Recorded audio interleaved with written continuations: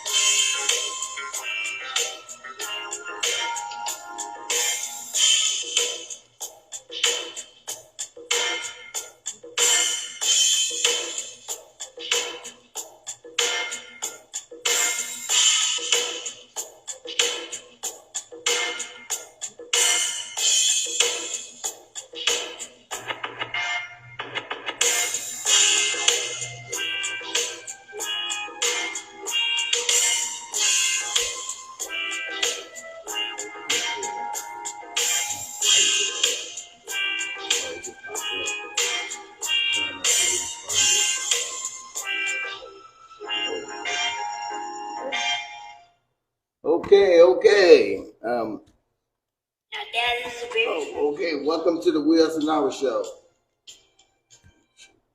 There we go.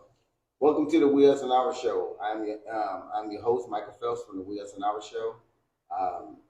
As I always state, Wheels and Hours is a group of information. We talk about the issue as well as we talk about the solutions. We base everything off of education, learning, researching, and bringing understanding to the table. I'd like to introduce my beloved big cuz flew in from Texas to come sit in on the panel with me, and because we're having a special event tomorrow. We're having a family event tomorrow. To some people, family ain't important, but to some people it is. So we want to talk about family issues, but I want to let my cousin introduce himself. My name is William Carlisle. Just in short, I was talking to Michael about family and how I've failed 3 times as a husband. I've failed a couple of times as a dad. I've had blended families where I've had stepsons, and I'm no longer together with that particular family. But now, I'm married. Been married 17 years with my lovely wife, Sequita. I have a 12-year-old and a 4-year-old daughter, 12-year-old son and a 4-year-old daughter. Just being, trying to be a husband, a good husband and a good father is challenging. And, a lot of the weight is put on the man to make sure that the family foundation is set. So I'm excited about getting into this topic and see where it goes, man. Okay. So as a husband, as being married more than once, did you ever feel like you felt like a failure, or did you feel like people might have viewed you as a failure? Both. I think it started with me. Coming from a family, I'm the youngest of 8, and there was no man in the house. Like a lot of us, there was no man in the house. I did have Uncle JC. He was a resource for us for discipline and things of that nature, and to show us what a man looked like. Yeah. But my mom raised me and my other 3 brothers by herself, so I didn't know how to be a husband or a dad because there was no consistent presence there. Yeah. So I felt like I was a failure because I was looking at what I thought fatherhood should be. So, none of us have a manual on how to be a father or how to be a husband.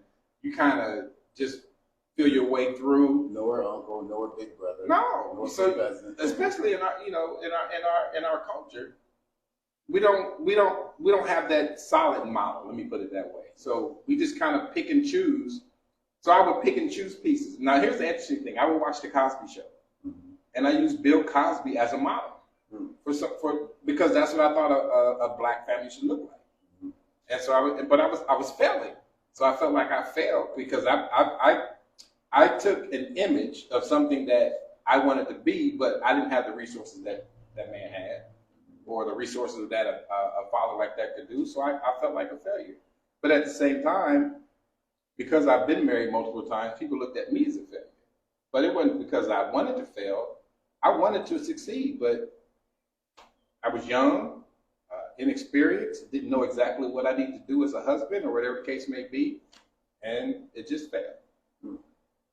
So, do you think the failure of marriage might reflect off of some of your childhood growing up, or you just think it's just that you just didn't know? So are you asking me, do I think the failure is a reflection of my childhood? Yeah. You think that's what?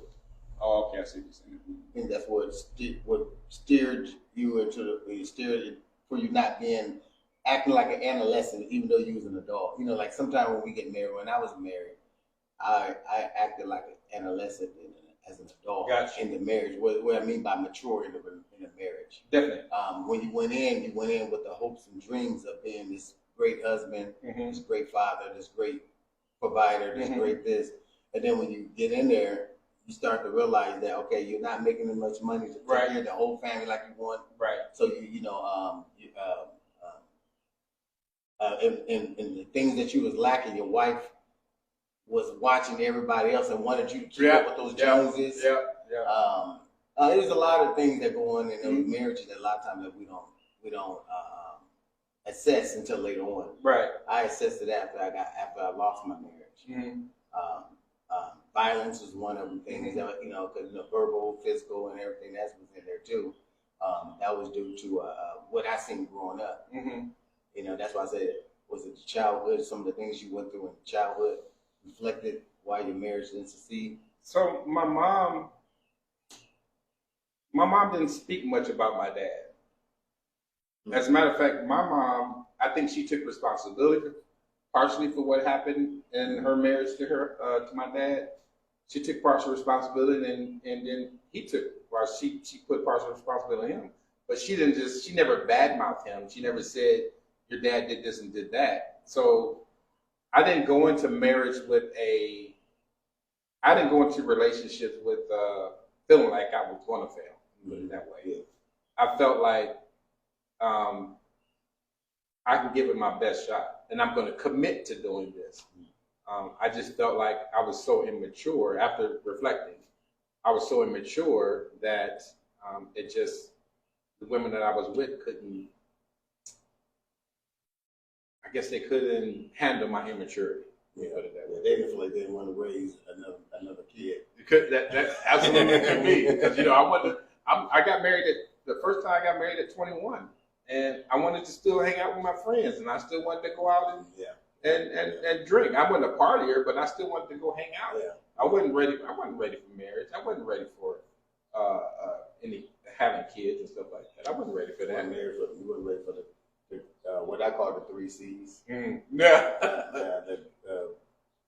commitment, consistency, and the communication. Right. Some of those 3 things that always seem to make a marriage fail. Yeah. Because you lack communication, you lack the other 2 too. Yeah. You know what I mean? And sometimes I think I reflect back, why did I get married? And I'm just gonna be honest. It's consistent. At least the first one was consistent companionship. If you know what I mean. Yeah. I don't have to go out and try to capture somebody, or I don't have to go out and date and get in the scene, go do this and do that, try to impress all these girls to see if I can get one. Yeah. I found somebody that I felt like that I could settle down with. We got married. We had one son, and I was committed to that. And so that's why I ultimately thought marriage was just commitment. Commit to it regardless. So in our, as we grew up, we know the dysfunction in the family, and we know there was barely men presence. Right.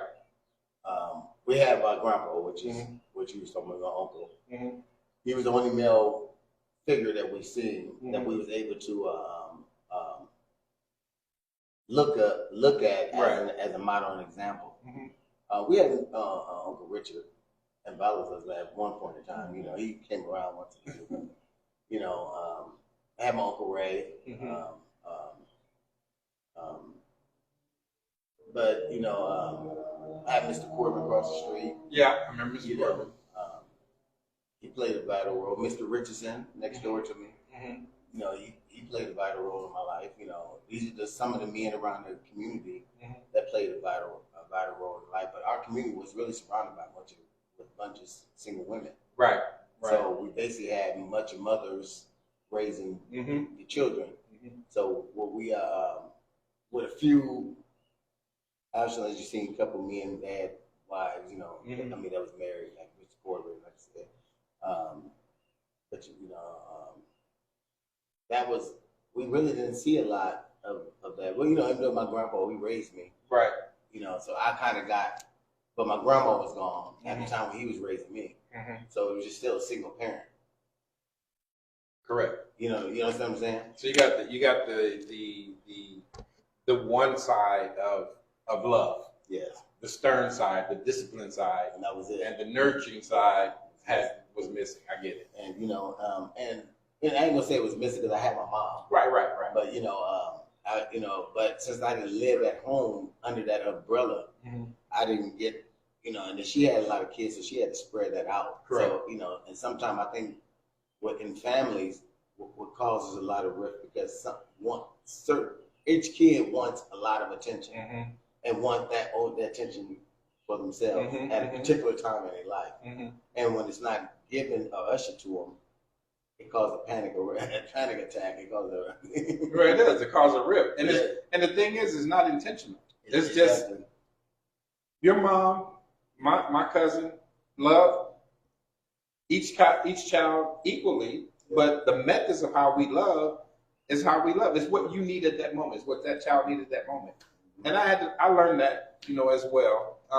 But when I think about men in my life, my brother John, he laid a really good foundation for me because none of my siblings graduated from high school. Yeah. John did. And John was adamant about me going to school and graduating, which I didn't do. It wasn't because I wasn't smart or anything like that. I went to Northwest High School at the time, and I was more interested in girls, but I was smart. Yeah. And I would get the work done, but I was tardy a lot, or I would miss a lot of school. So I didn't get my diploma because I didn't make enough days. Funny that ironically that happened with me too. I went to school. Basically, all I did was went to school fought a lot. I was getting kicked out of school all the time. Or if I wasn't fighting, I was doing roguish stuff like burning, setting fires in people's lockers, or doing stupid stuff. Trying to be cool. You know what I mean? Trying to be with the in crowd. Right. I say, because those are only men that I was able to bond with because I didn't have a lot of men to bond with. Which I had my cousins and stuff too. We all went to the same school. So we, but since I'm that meaning my age, I only had really two cousins that went to the same school with me. Right. But because we're not all at the same age, but it's just me and my sister went to the same school together. But it's just ironic that I had to take on friendships to patch in those areas I didn't have family members around at the time. Right. So I cling to some friends and. But when after school was over with, then that's when I was able to hang with my cousins. Let me ask you this: would you say the gap was the male family members that didn't provide the support that we were looking for? I was from my when y'all wasn't around, I was the oldest grandchild. So my job to me was to protect everybody. So anybody spit on the Phelps name, I'm going out here fighting for the Phelps name. You know what I mean? I was the one that wouldn't fall for the Phelps name. You beat up one of my cousins, you got to fight me now. Right. Because if you beat him up, I feel like you just send a signal saying you whooped the Phelps. Right. You know what I mean? That's how it was. I ain't gonna say I won every fight I went after, but at least they know they wouldn't fight me no more. Because they know I'm gonna keep fighting. But. I did get some butt whoopings, I mean? I take that, but I gave some different. So John did that, what you just said, John did that for me. John protected me, and he made sure I would say that he took a father role, but he was my brother, so I can't say that. Yeah. But he did provide, I remember that car that he bought me, that Bonneville. Boy, people love that Bonneville. But he made sure I had a car. He made sure that I had all the resources that I needed to graduate high school. Like a brother, father. Yeah, but I didn't graduate. That cut him. It hurt him. But he laid a really good foundation. He also went into the military. So I looked up to him, but I didn't want to be him. Yeah. You wanted your own identity. Yeah, I wanted my own identity. So I did end up going into the military.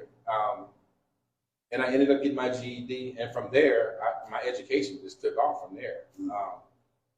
Full maturity, I dropped out. Yeah, a lot of maturity. Yeah, I dropped out at the 9th grade, and then it was ironic that I I seen everybody was up underneath me that was coming up underneath me, like Raymond, Rodney, Dale, all the other ones started, and Curtis and all them. They start graduating. Like, shoot, man. So then Job Corps flashed across the screen one day and said, you can get you don't have to go get a GED. You can get a high school diploma and a technical trade. I said, well, I'm signing up. You don't want to be left behind. Yeah, I ain't gonna get left behind. They all get graduate. They walking the thing, and they coming around proud, and I'm, and it's like that little, and that's one thing my family got to understand. There's always gonna be some sense of jealousy, and competition. When they went and got all that, I was jealous. Got you. And there was a competition that I need to get back in the race. That's what we talked about, the hare and the rabbit that one time. And sometimes you have to get back in the race. Even though you might lose, they might have won and got the high school diploma before you did. Right. But at least you came across the finish line and got one. I got my high school diploma and a technical trade. So that made me feel secure. So now I was able to go to college. Okay. So now I was, able to go to college, and so I got tired of, and those are things that make you feel like a failure, and that would make you angry when you can become angry because you don't have, and then you see they have, and then you be and then it makes you angry, This will cause a lot of rift in relationships, relationship and family, whatever, because sometimes that jealousy and that envy that you have in you, either it comes out in a positive way or it comes out in a negative way. Right. Sometimes the negative comes first, then the positive. So that's what I'm saying. Well, and then sometimes the ones that got their diploma, or the ones that have been married for 20-something years, they kind of hold that up in front of your face. Yes. I've been blah blah blah, and I'm like, okay. You didn't get your degree, right? You didn't get so why is that fair? Why you wanna be condescending and put me down because I didn't achieve that? Then you'd be like, well, I'm just gonna go get it. Are you getting it for you, or are you getting it for the fact that somebody said something? Well, technically, wasn't for what Curtis said one time, because Curtis could say some stuff that'll hurt you. I remember one time he said, I ain't gonna be like Michael when he dropped out of high school in 9th grade. You only had 3 more years. I would have. When he said that, right? Oh man, that cut me deep. I'm talking about, you talking about a cut. That was a deep cut, but it was an inspiring cut. Okay. Because sometimes you gotta look. You can't look at every cut as a bad cut. Sometimes some cut has to be cut so you can inspire something. Right. So when he said that, it inspired me to want to do better. And so that's when Job, like I said, and now right after that mission, after he said that, Job Corps flashed across the TV screen. So I got in some trouble. So it wasn't just because I wanted to go to Job Corps, I got in some trouble too. So I was either going to go to jail or I was going to go to Job Corps. Right. So I said, well, this is my way to get an education. I'm going to Job Corps. And when I went to Job Corps, I got a couple of brothers that was there when I went to Job Corps. I was hell on wheels when I got there at first. Right. I started to, I wanted to fit in. So, there's a lot of stuff going on. I was already bitter because I had a broken family. Me and my mom wasn't seeing eye to eye because of her relationship. So a lot of that followed when I packed that suitcase to go to Job Corps. All that was in that suitcase too. So when I unpacked it in Job Corps, it all unraveled. I got you. So then when I was on the brinks of getting kicked out, then I was going to get sent to jail. I had to regroup. I had to regroup with myself. I had to repack my suitcase and then say, you know what, I'm done with this mindset. I'm getting rid of that. So that's what I said. I packed that away and put that back in the suitcase and sent that suitcase off and bought a new suitcase. So let me ask you this: as a part of being a man in the Phelps family, what inspired you to do what you're doing now as a man in the family? I mean, what finally clicked with you? When I was Chicago. That was when I was in. I came back from Tennessee. Me and my wife separated before we got the divorce. I got back here, and as a man, when you lose your wife and kids, you feel like a failure. Yeah. So I was in a deep depression. Now take it before that, I just lost 3 years. I was married. My friend got murdered too at the time. So and I was blamed for his murder. So a lot of that, coming back here, and I was thinking about how close everybody is, but how distant they are. You could be close, and plus, in area, in a certain area, geographic area, but so distant. Right. How can you be right next door to each other and so distant? You one person living in Texas, you living here. Right. I'm like, that didn't make sense to me. So that I remember the saying, when my friend got killed, his mom pulled up to the cemetery. She said, "Why is my son dead and you're not?" And I was like, that hurt me real bad. And I said, wow. And I said, now remember, she used to invite me over every holiday. And I went over there, I broke bread with her, said, I was over her house anytime she welcomed me in. But when this incident happened, it just, things turned. Turned for the left. And made me start reflecting on it, because that was her baby. That was her son. That was her family. And I'm like, and I said, man, that meant something to her. And I said, and the thing that I wasn't even close with, didn't mean as much as that to me. I didn't know if my mama felt that same way about me as she felt about her son. So then I said, I need to do some things in my life to do some changing. And I said, the only way for me to heal, I have to deal with the issues that I have inside, internally, which is family, the brokenness of our family. So that's why I started putting things together. That's why I started implementing things. That's why I started doing things. Because it wasn't for the family, it's for me. I got you. So everything I'm doing ain't for them, it's for me. But it's a lot of weight. Right. It's a lot of weight trying to do all that, trying to bring everybody together, because everybody's in their own zone. And we were just talking about before the show. I want to get back into that part. Those hurt puzzles. Hurt pieces, yeah. Or the hurt pieces. You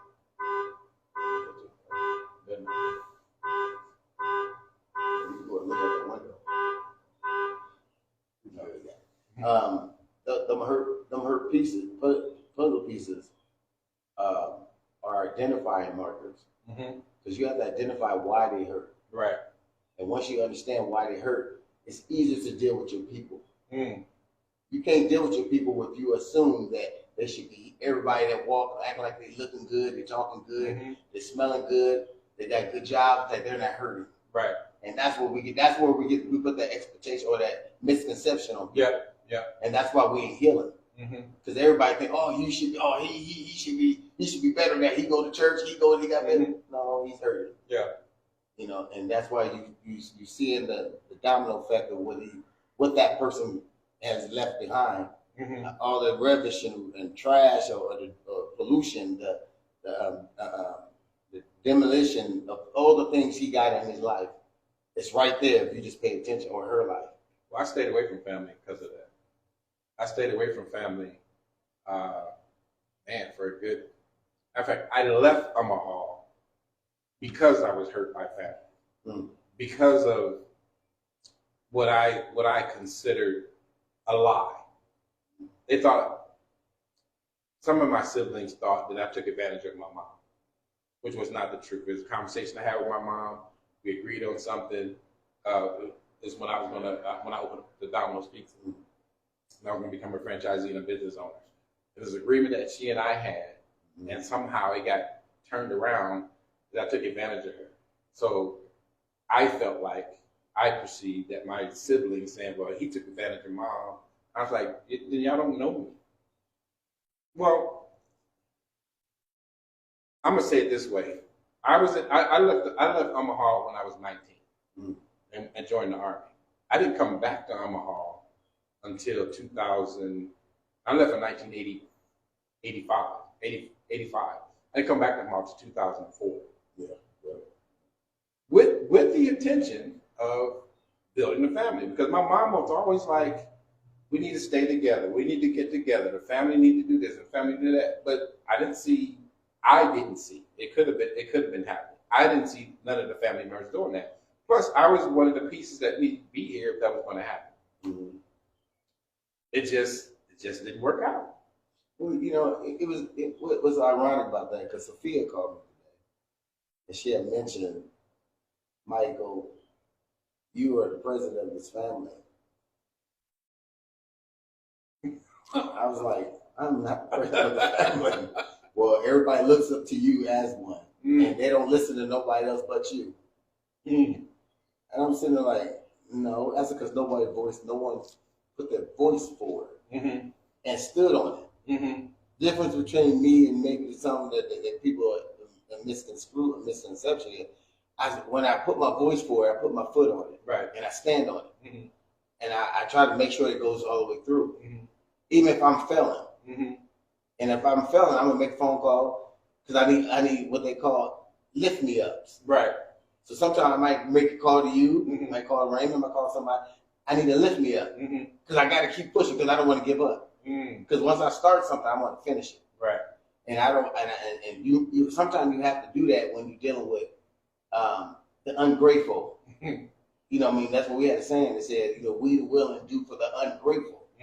As we are as the willing. As we are the willing, you have to do for the ungrateful. Some people are just ungrateful for what you do. But you still got to do. Right. And because if you don't, nothing gets done. Right.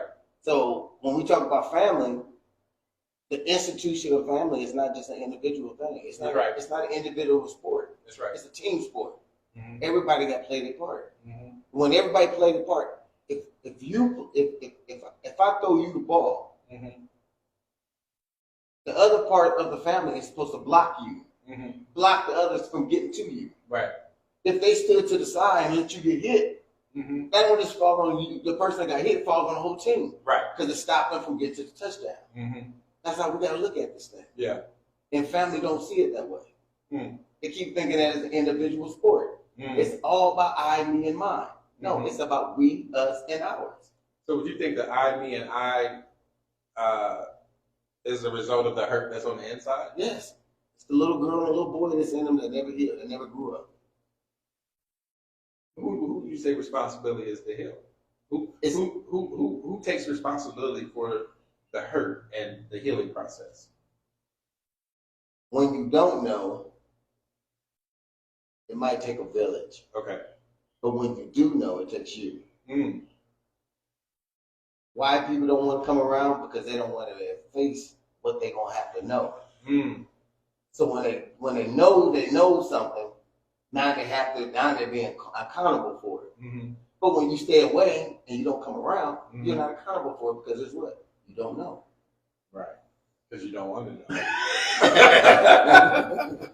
You know what I mean? And it's important to understand you have to know. Well, that's why I stayed away.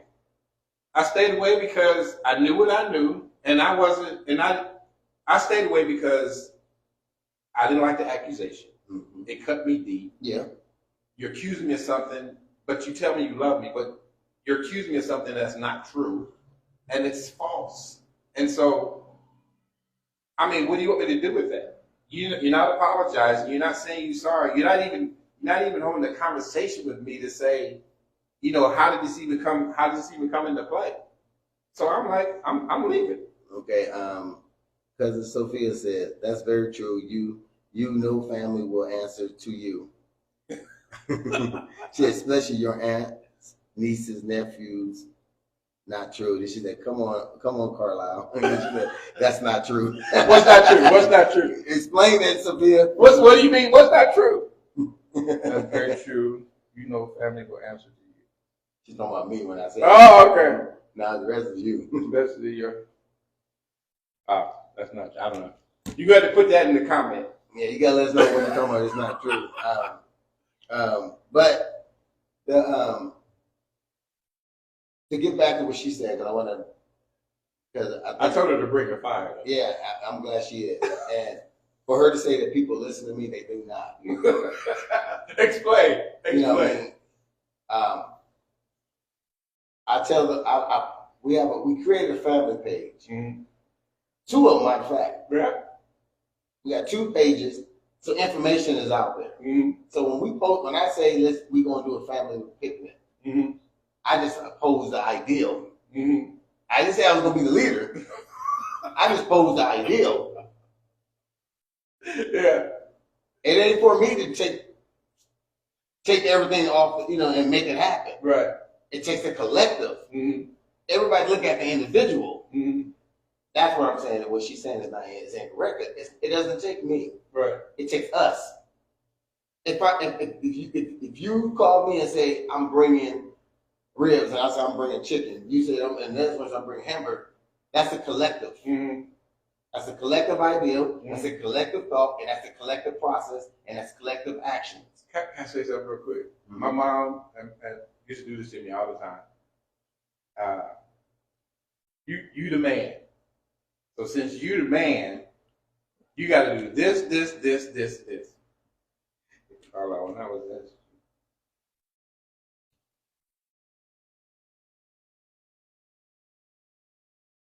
Oh, well, do you Mac? Let me read her comment out. She said, "Hey Carla, when I was asking you when you said what I was telling you to come on, when you get to ask the questions, what happens to the family? I wanted to come out. What happened to the family? I always wanted to know, why are we divided? Who started this?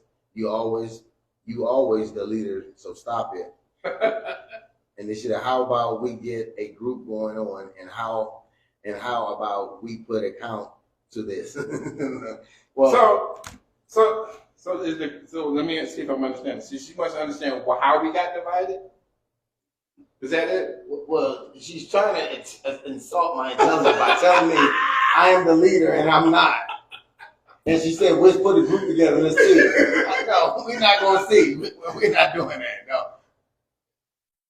So let me kind of try to address the one point she put. How did the family get divided? So I am one generation from the family being here in Omaha. Yeah. So we got Uncle JC, my mom, and that's how we got here. Yeah. They weren't together. No. They were divided. Yeah.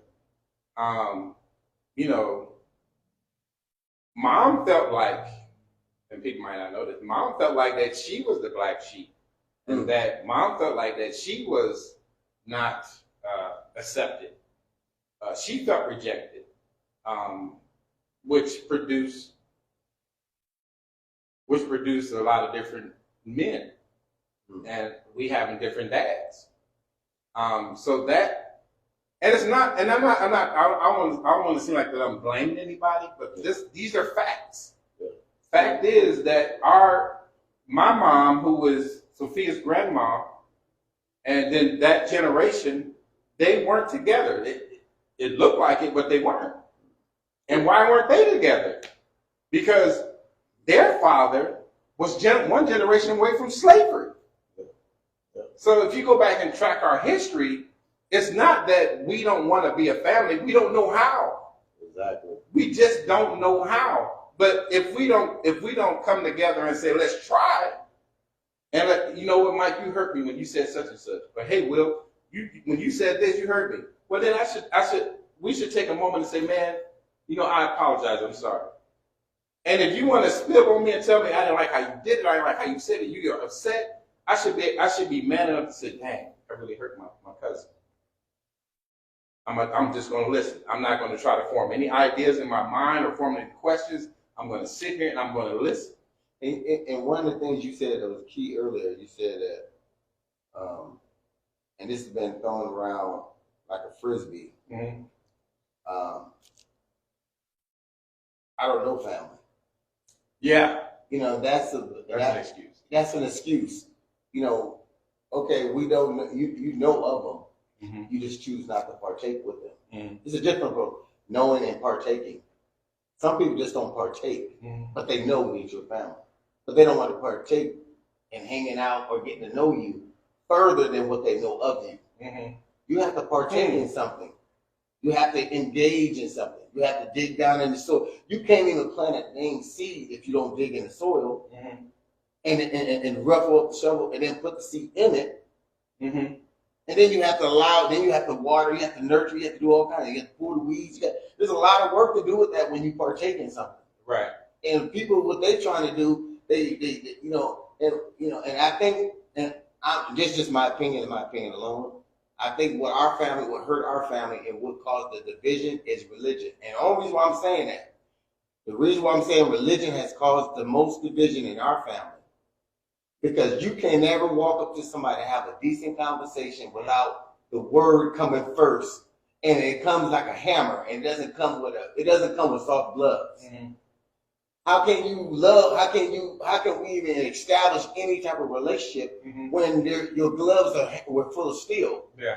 They ain't got no soft cushion. They ain't hitting soft. The word is used as a battering ram. It's not used as a method of healing or method of social climate, a message of compassion, a message of truth that goes beyond some truths. Because there's truths beyond some truths, that truths that everybody don't even know they exist. But they assume that their truth is the only truth. And that's the problem. Accept this person's truth for what they truth believe in. And then I say that when we come together, we're this family. Right. And then when that family comes, we bond. Yeah. And we rejoice. We're happy that we made it to another year or another day. Or the day I seen you, or if I seen you 1 minute ago, I got a chance to see, then I see you again 5 seconds, 20 minutes. I'm rejoicing because I just seen you 1 minute, I got a chance to see you again 20 minutes. Right. Because there's certain people, you see them that 1 minute, 5 minutes went by, they died. You see what I mean? So we need to rejoice on the little time that we have with each other and put up these, I don't know family don't know me. I've used that excuse. I ain't gonna lie. I'm gonna be transparent. I've used that excuse because for everything you just said, I don't want to be involved. I want to stay in my own little bubble. I'm good where I'm at, and I don't want to be involved. I just don't want to do it. I've done this. I did that, done that, got the t-shirt. Y'all hurt me. I'm done. And that was my mindset. I'm done. And I carried my butt back to Texas. So we was growing up. I didn't know you that well, but when I started trying to put the family together and the pieces and stuff together, you was one of the fine-tuned instruments that I was able to use for my growth and development. So when I called you out of the blue, you didn't know me. You don't really know me, but you know of me. Like you said, man, we said right. You didn't know me. I didn't know you. But when we started having we actually sat down and had dialogue. Something embraced what we felt like we knew each other, no matter if we was distant. Right. Because that's what we went in with an open mind, an open mind concept, and that open mind concept led us to understanding that I don't agree with everything Mike say, but I love that he stand on his ground. Same thing I said about you. Yeah. And I know you told me that. Well, we have deep conversations, and there's things that he don't agree with, and there's things that I don't agree with, but it don't cause a disconnect. No, because this is how I look at it. That's your perspective. Yeah. And I want to go back to the religion thing. I was talking to my brother Joe about this today, and I said, when it comes to religion, different denominations and different teachings, they have they have a perspective.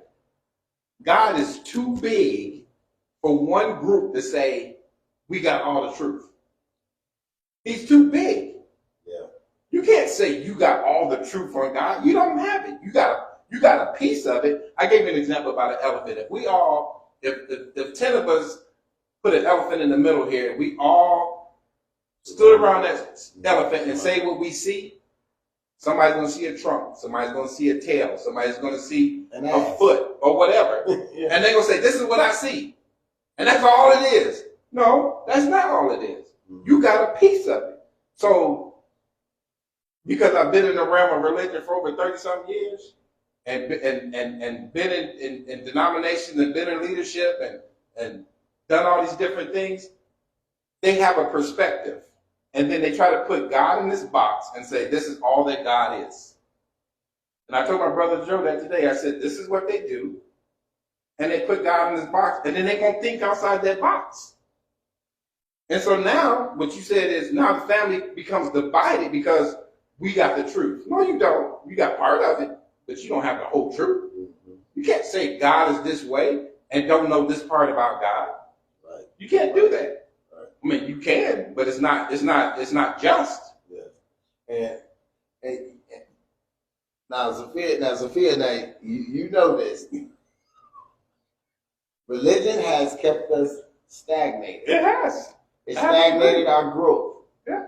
And I guarantee you, it stagnated a lot of families' growth.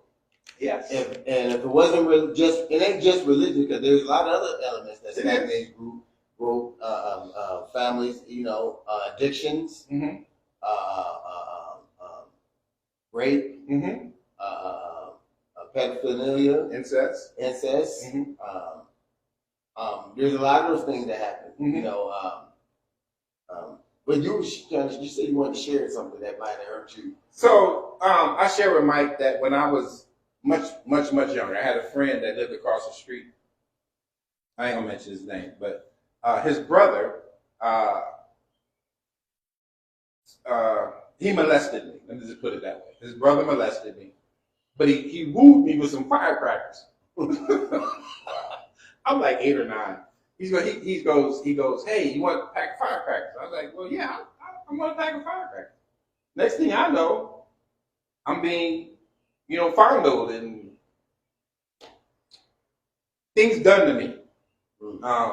And so, did that affect the way I thought? Absolutely. And I don't think I shared this part with you. I may have. But when something happens to you like that, then you tend to go experiment. You tend to go do things. You're like, well, why did that happen to me? And I wonder what this is, what that is. So I got a hold of some porn. At an early age, I got a hold of porn. And I'm watching porn from, years and years and years and years. So those things did affect me. What happened when those things in my early age did affect me, and they carried forward. So do you think that a lot of that things that affected our family is that's why you think there's a lot of division coming? Because there's probably a lot of that within the family dynamics that causes why people don't come around. I think there's a lot of secrets. Yes.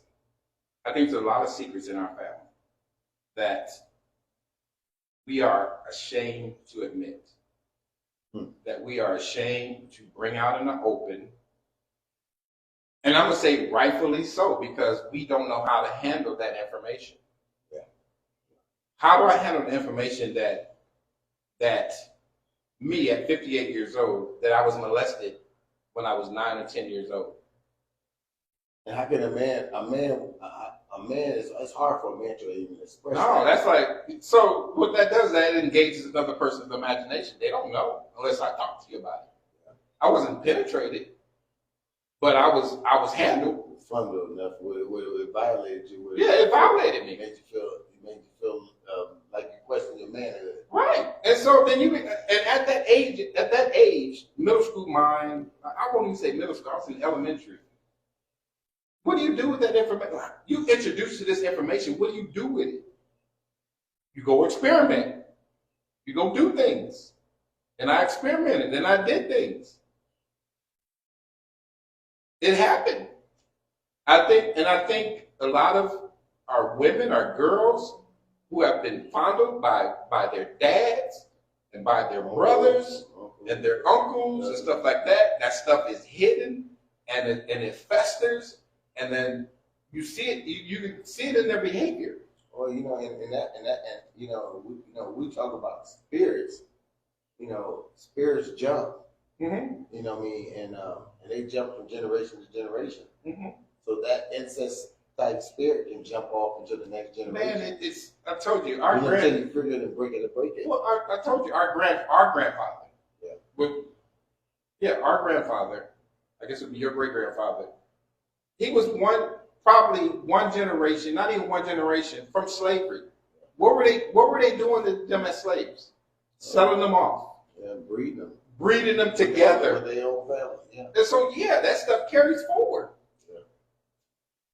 You know, and so I want to get back to the religious piece. In the family. You know, the reason why I'm hitting that because we want to talk about healing our family. Mm-hmm.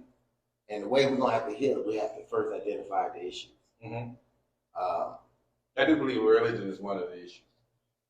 And I don't believe it's the main issue, but I believe it's one. It's one of them, and I do believe that it is one of the things that they try to use religion to heal and mend everything.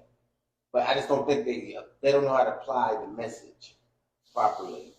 I think the message that they're trying to utilize to bring forth healing is not universal. Would you think it's fear-based? I don't even think it's fear-based. I think it's traditional based. Okay. I think what they learn and what they practice in is like they can't separate they can't because remember when Christ when Yahshua Jesus was fighting, mm-hmm. he wasn't fighting against their beliefs, he was fighting against the traditions that they upheld. Mm-hmm. He said your traditions was screwing y'all over because they got this tradition. Mm-hmm.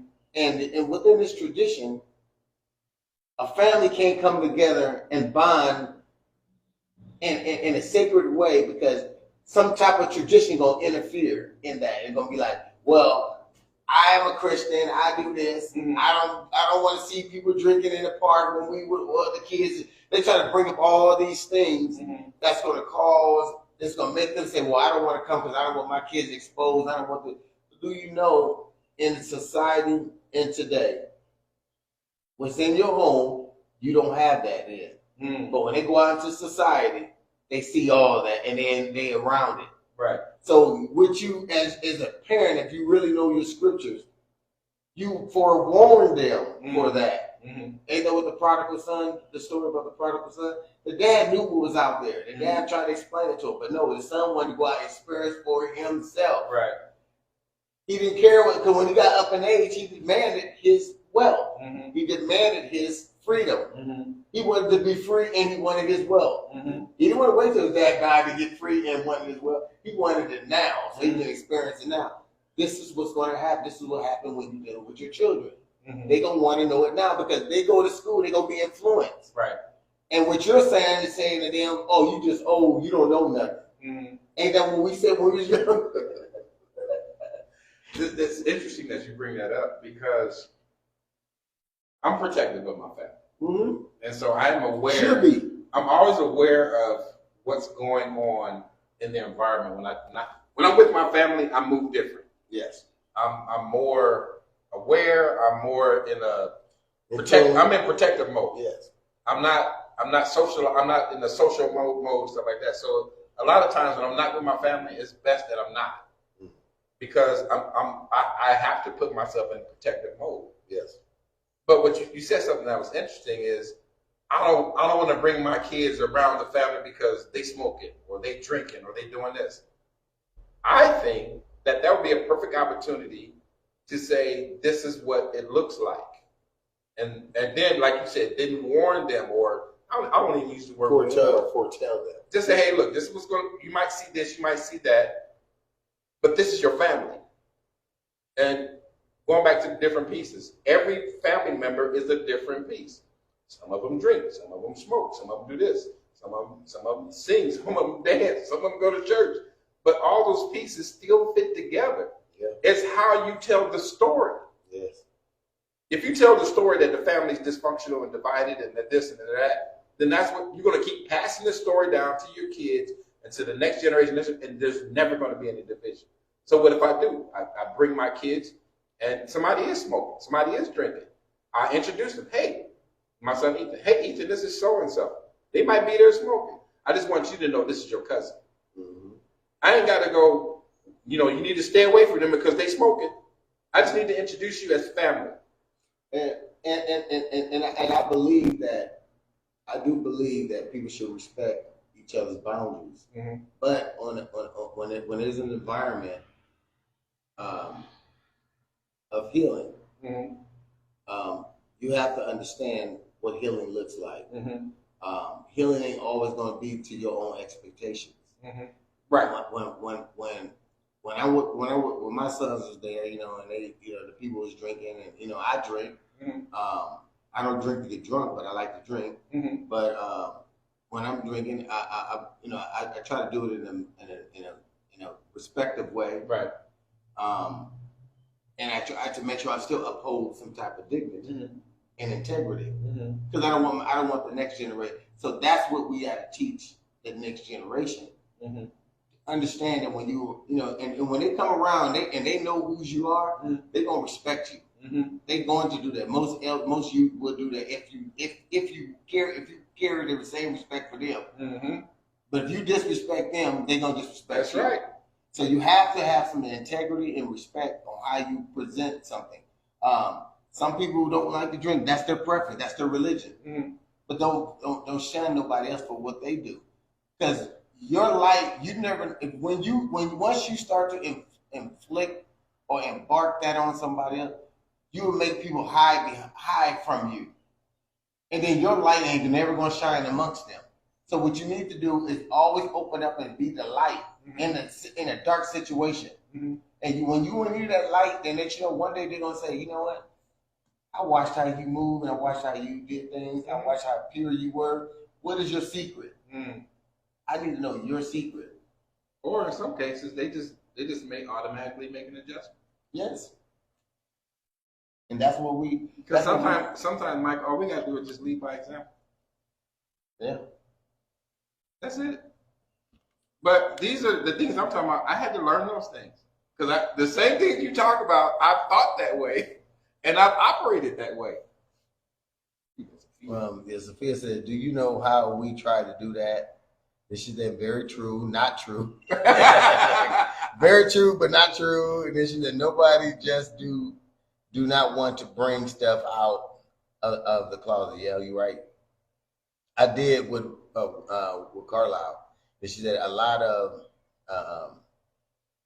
she got a lot more going. She goes, identity is an issue. She said, "Yep." She said, "Come on now." Then she said, "Right. Come on now." Yeah. But we're not fighting. And the thing is, if people know the scripture, they understand one thing: we're not fighting against flesh and blood. Mm-hmm. They should know that. They should know that. Mm-hmm. So they should understand that you still have to be a light amongst that, because you're fighting against demons. Now I'm gonna say this. I'm gonna flip it for a second. Those of us who do go to church, it's also flipped on them. Mm-hmm. That you should be perfect and you shouldn't do this and you should love this way. And so the same way that we would say that the people that's being religious are saying this about what they perceive to be non-religious, the non-religious is doing the same thing to the ones that are being religious. Mm-hmm. That we would say that. So it keeps the division. It doesn't come together. Why can't I just be who I am and then we just talk? My brother John did that to me. My brother, he did it. We was in Alabama. It was in 1995 or somewhere around there. And John would always beat me up. He would always beat me in everything. And he said something to me. He said, I got you. I said, that's okay. I got Jesus. That turned him off. Mm. He's like, man, he said, all I want to do is talk to my little brother. Yeah, I know you told me that. And he's like, why you guys always gotta come off with the Bible and Jesus? I'm like, because that's the only way at that point I knew how to defend myself. Mm. There was no other way. Physically, I couldn't defend myself against him. Not even word wise. John is very sharp in his thinking, and when he comes off, he's very sharp. So the only way I knew how to defend myself was to bring God up. You can't beat God, so I'm not worried about it. So that's what I would do. But as I got older, and more experience, and then we would still stay in conversation with each other. That went away. I don't. When I talk to my brother John, I don't even bring up religion. I don't talk about God. I don't do none of that. You know who brings it up? He does. You know why he does? Because he know who I am. But I never have to bring it up. I don't have to quote scriptures to him. He just know. I know William is this way, and John knows that he can be himself. I'm not judging him. I'm not putting him in a box. As a matter of fact, the thing I love about my brother is he's a wonderful critical thinker, and he asks me questions that make me think. I might not be able to answer them all, but he asks me questions that make me think, which encourages me to grow. Yeah, and you know, and I think that because you remember when we first started the family thing, and everybody thought I was an atheist. Yeah. You know, because I didn't conform to the traditional way of doing things. Right. And I stood solid on let everybody be who they are, come as they are. Right. And I wasn't compromising that because I didn't want to. Because I believe that. I always bring this thing. I know y'all probably hate when I say this. It's like at night. You got this light. Yeah. It's off. Mm-hmm. Wait late at night. Turn the light off. Don't have no lights on. Mm-hmm. And then when it's dark, real super dark, turn the light on. And see what happens. The light didn't make it didn't say no sermon. Right. It didn't say nothing. Mm-hmm. It just performed. Mm-hmm. And every insect surrounds it. Mm-hmm. That's how you're supposed to be. That's a good analogy. You ain't gotta do nothing. You just perform. Mm-hmm. Be who you are. The light just being what it is. Mm-hmm. All you gotta do is just do what it's doing. It's shining light in a dark situation. So now the insects is clinging to it because it's the only light around. Well, religiously, it goes back to what people believe the scriptures is telling them to do. You go out and witness. You go out and tell the world about Jesus. You go out and tell, you call out sin. You do all these different things. Yeah, you can do that by just living your life. But remember we had a conversation, and I ain't gonna mention the name. They got mad at me. I said, we keep talking about this thing called truth. I said, okay, let me ask y'all a question. I said, do we have a heaven and hell to put anybody in? No. All right, then why are we sitting there arguing about truth? You can't put nobody in heaven or hell. You don't know who's going. You might be you. It might be me. Right. So why are we sitting there arguing about something we don't even know? What we're doing, we speculating because you think that you are saved because what you present around me, it seems righteous. But behind them doors, the pillow can tell us a lot of stories. Right. You know what I mean? So we just need to be who we are and whose we are. Because like I said, I be around them and I carry my little cup and I drink and I do it in a respectful way. And you never see me be disrespectful. But you ain't gonna dictate to me and tell me what I can't do. Right. I'm a man just like you is. Put my pants on like you put your pants on. But I'm gonna respect you. I'm not gonna get out of the rate where you have to put me in a chokehold or something to calm me down or something like that. You know what I'm saying? So when I get to that point, then you can say what you got to say. But don't say it before I even got to that point. You don't know why I'm going to respond. You don't know. Some people, some of the people that drink is the most kindest, lovingest person people you know. Yeah. So don't put all your eggs, don't cast all your eggs before they hatch. You know what I mean? Don't count them all. So what if the religious people come and just beat them because they know who they are? And the people that drink and smoke come in moderation, not getting out of hand. And I believe that determines who is orchestrating the event. Gotcha. Because everybody who orchestrates the event don't have that same respect. Gotcha. But when you have someone who they respect, that goes back to you. That's what Sophia said. Sophia, don't boost her head. Please don't get her head all boosted up. I can see her head swollen up on my phone right now. I gotta cuss her out just to deflate her. Yeah, but but I'm not saying that because there's a lot of issues I've been hearing. What people say, well, I don't know if I want to come because I got this issue with this person. I got this issue. I said, look here, I'm gonna tell you something. Not on my watch. Mm-hmm. Bring your butt, and none of that stuff gonna happen on my watch. Mm-hmm. That's not gonna happen on my watch. Mm-hmm. I said, everybody gonna come with respect and some integrity. This is a family gathering. It's not an individual thing. Mm-hmm. This is an us thing. We gonna come together. We're gonna have fun, regardless of who has a problem with what. Come, mm-hmm. Be a blessing. Mm-hmm. Don't be a curse. Let me ask you this: family comes together. When do we deal with those underlying issues? Because it can't happen at an event like that. No.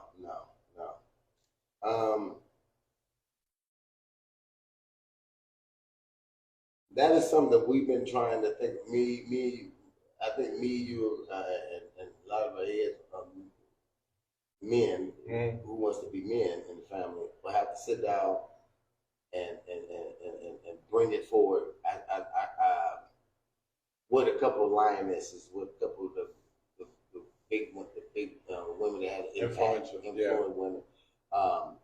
You know what I liked about the family lately? I remember when we first started this thing, it was all ran by women. Mm-hmm. And there's a lot of fight get past the women. You hear me that? Yeah. There's a lot of fight. But I said, you know what? This family's been ran by women for too long. It's time for men to step up. Mm-hmm. I said, when men step up, we see a balance. Mm-hmm. Because we still got them women there. They still there. Yeah. They ain't going nowhere. Right. And they tell me what to do too. And they should be respected. Yeah. Yes. And they tell me what to do. Don't get twisted. Mm-hmm. Don't think I'm out here doing it by myself. I get told what to do by these elder women. I still do that. But I know I create the balance. Right.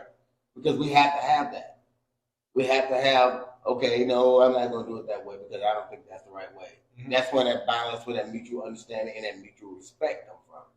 We start respecting each other. How do you think there's a way that we can identify who the heads of the family are, who know the issues of their family to bring it to the table if they have an issue with against another family member? I think a lot of the men who do have, who could be influential, are quiet. They sit on their hands. Well, when I mean by influential, I'm talking about the ones that's making noise.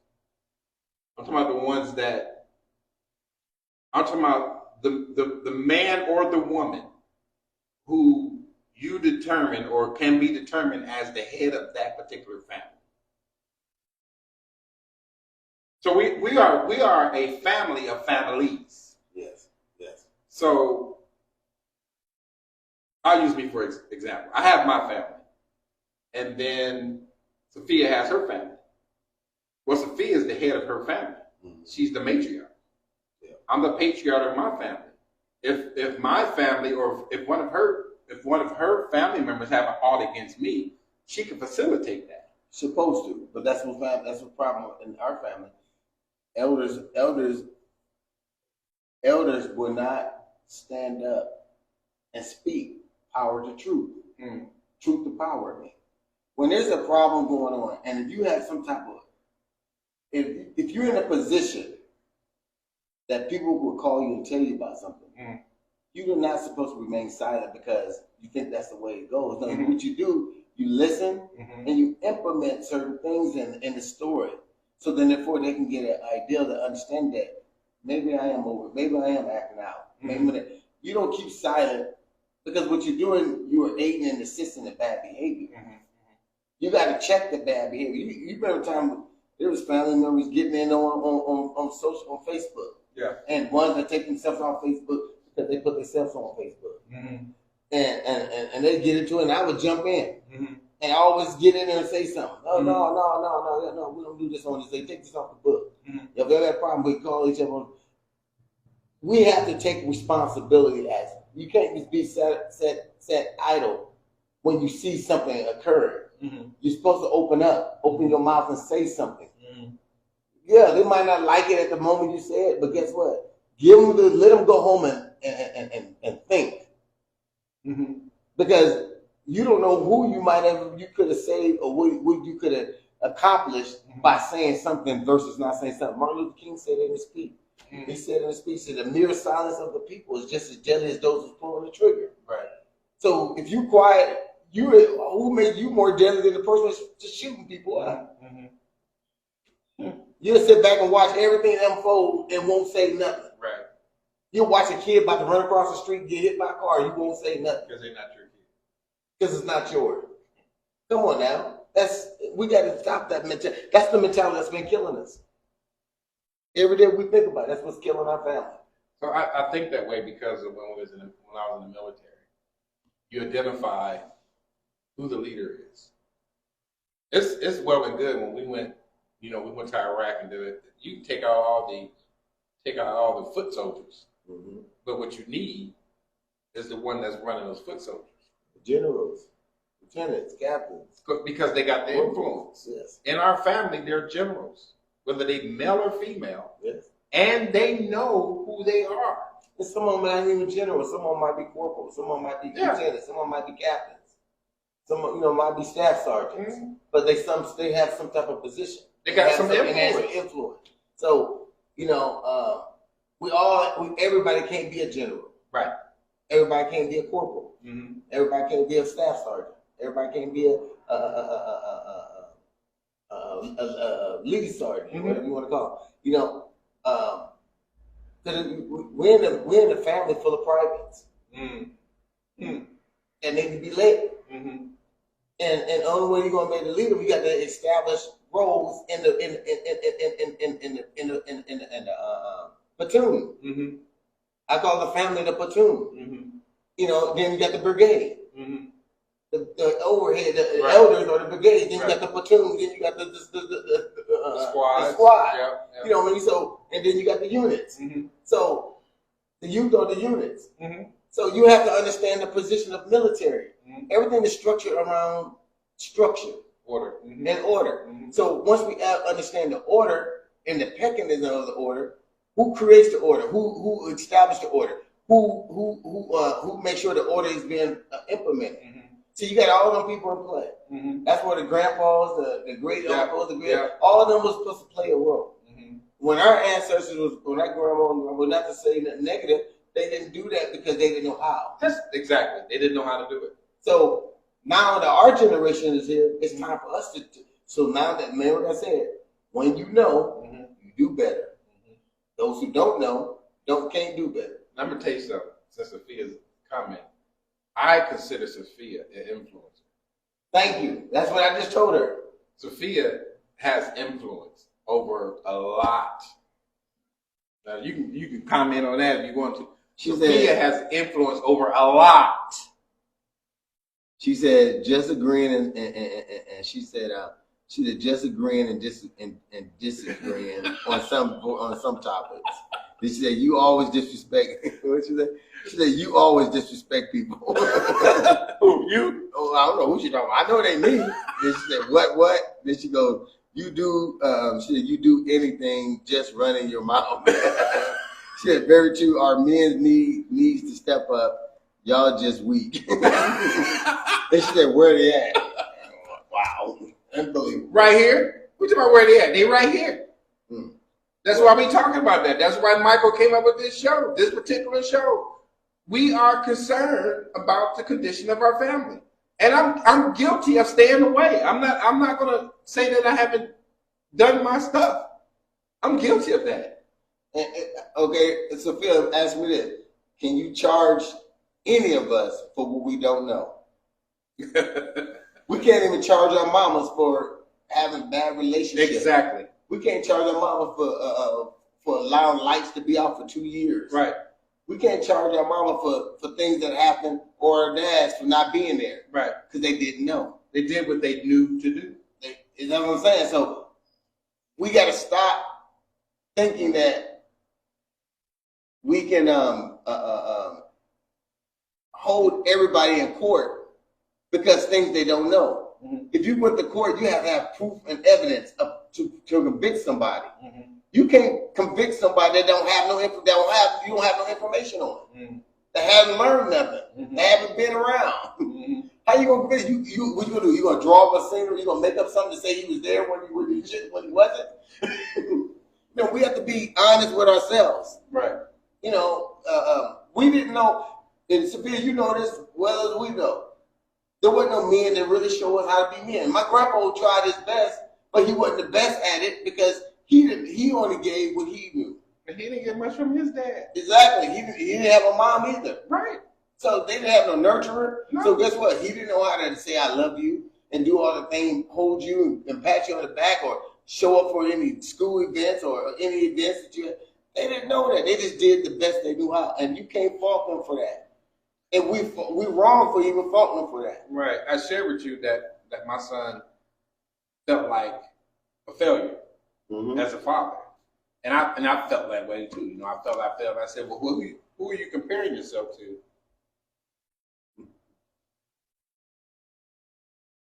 Okay. Sophia, can you comment and let me read what you said first. It does not have anything to do with our great grands. We are talking about family now. You're right. You're absolutely right. But it does have a lot to do with them because it's passed down through us. You got to remember DNA is important because it's DNA is not just blood. It is the things that's in the blood that passes down. It's the traumas. It's the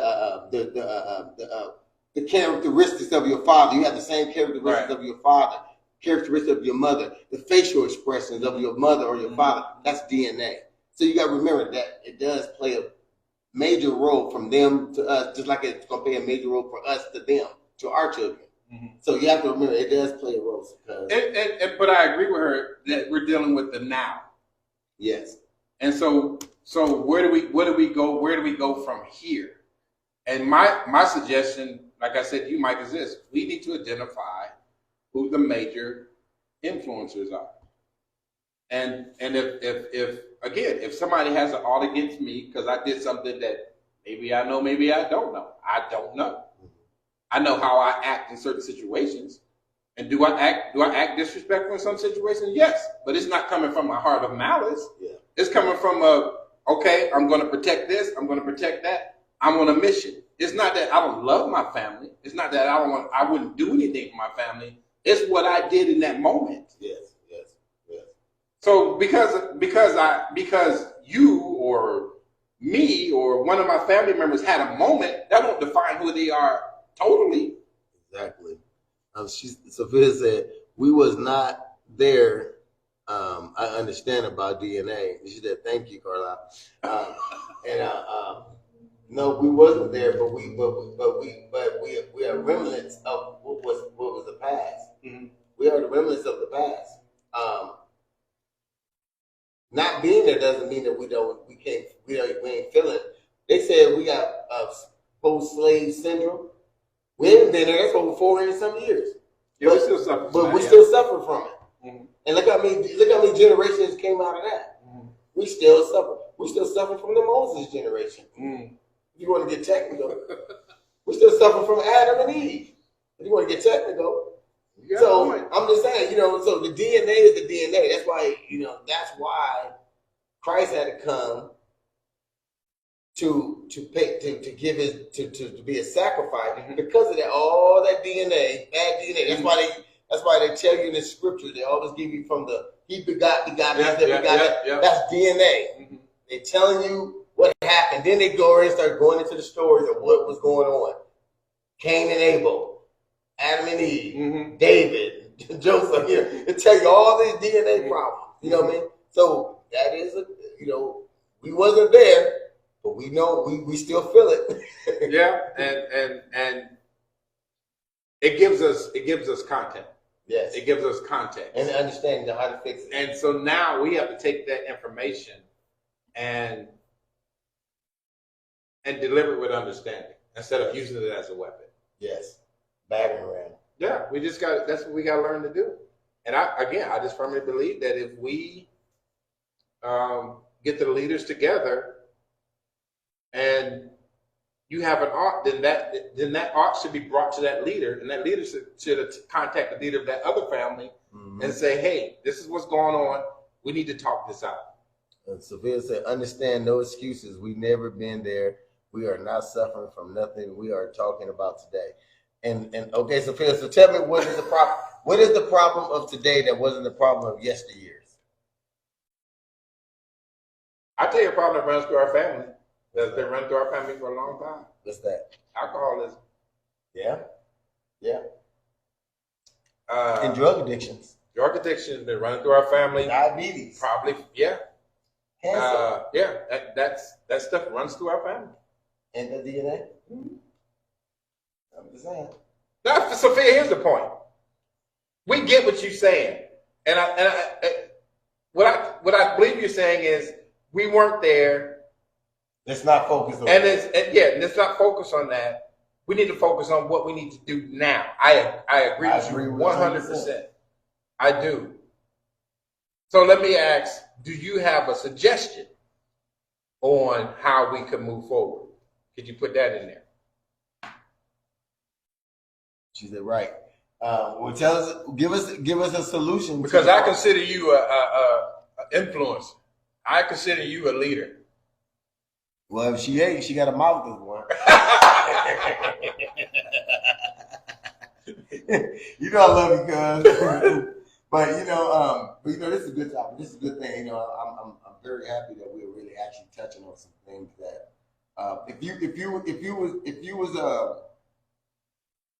if the family was a tree and you wouldn't shook it, and you shook the tree, what type of leaf would you want falling off of it? To help the family? Yes. Love. Why you think it's so hard to love each other? Because we don't understand what love is. I think we get love mixed up with emotions. I think we get love mixed up with sex. I think we get love mixed up with an idea. Love is a commitment that I'm going to be with you regardless. Yes. I'm going to do what's best for you regardless if you do what's best for me. And that's hard to do. Yeah. It's very hard to do. In today's society, it is. It's just hard to do, period. And that has to be developed. Especially in a microwave society today. Back then it was more tolerated. Our ancestors, when they were getting married, they stuck it out because they understood the value of marriage. Even though, I hear so many people say, "Oh, my mom wasn't married. My mom said she would have did it over if she could have. She didn't get no education. She had to depend on him, or And I hear all these stories from women that say that. And I think the problem is the blame game. We're blaming each other for something we had no control over. But I do know we have control over it today because we understand, because we identify what they did to make us that way. Now it's up to us to take it and say, you know what? We're going to reverse the Willie Lynch letter. We're going to reverse the curse. We're going to be women to our men again. We're going to be men. Men is going to step up and be men like they're supposed to be. That's how you fix it. But you can't fix it when everybody, like you said, pleasurism. They think of love as pleasurism. Oh, it's sex. Oh, what makes you feel good? Boy, I want to hear you compliment me every day. They think that's love. No, that's not. That's a form of love. That's not the love. The love, yes. The love is the commitment. Yes. That I'm going to do what's best for you, even if I have to tell you the truth that's going to hurt you. Yes. Even if I tell you the truth that's going to offend you, I'm going to do that. But it shouldn't come off, like you said earlier, like a battering ram. Yes. Because it starts with, man, let me listen to Mike's heart. Let me see what Mike's about. And you're like, well, let me see what Will's about. And then if the truth has to come, I got already established a relationship with you. I'm not coming out with you because I don't have a relationship with you. Say, Mike, man, I disagree with this. You might want to rethink that. But now you're like, well, I know Will's he's not out to hurt me. I know he's not trying to undermine me. He really cares about me.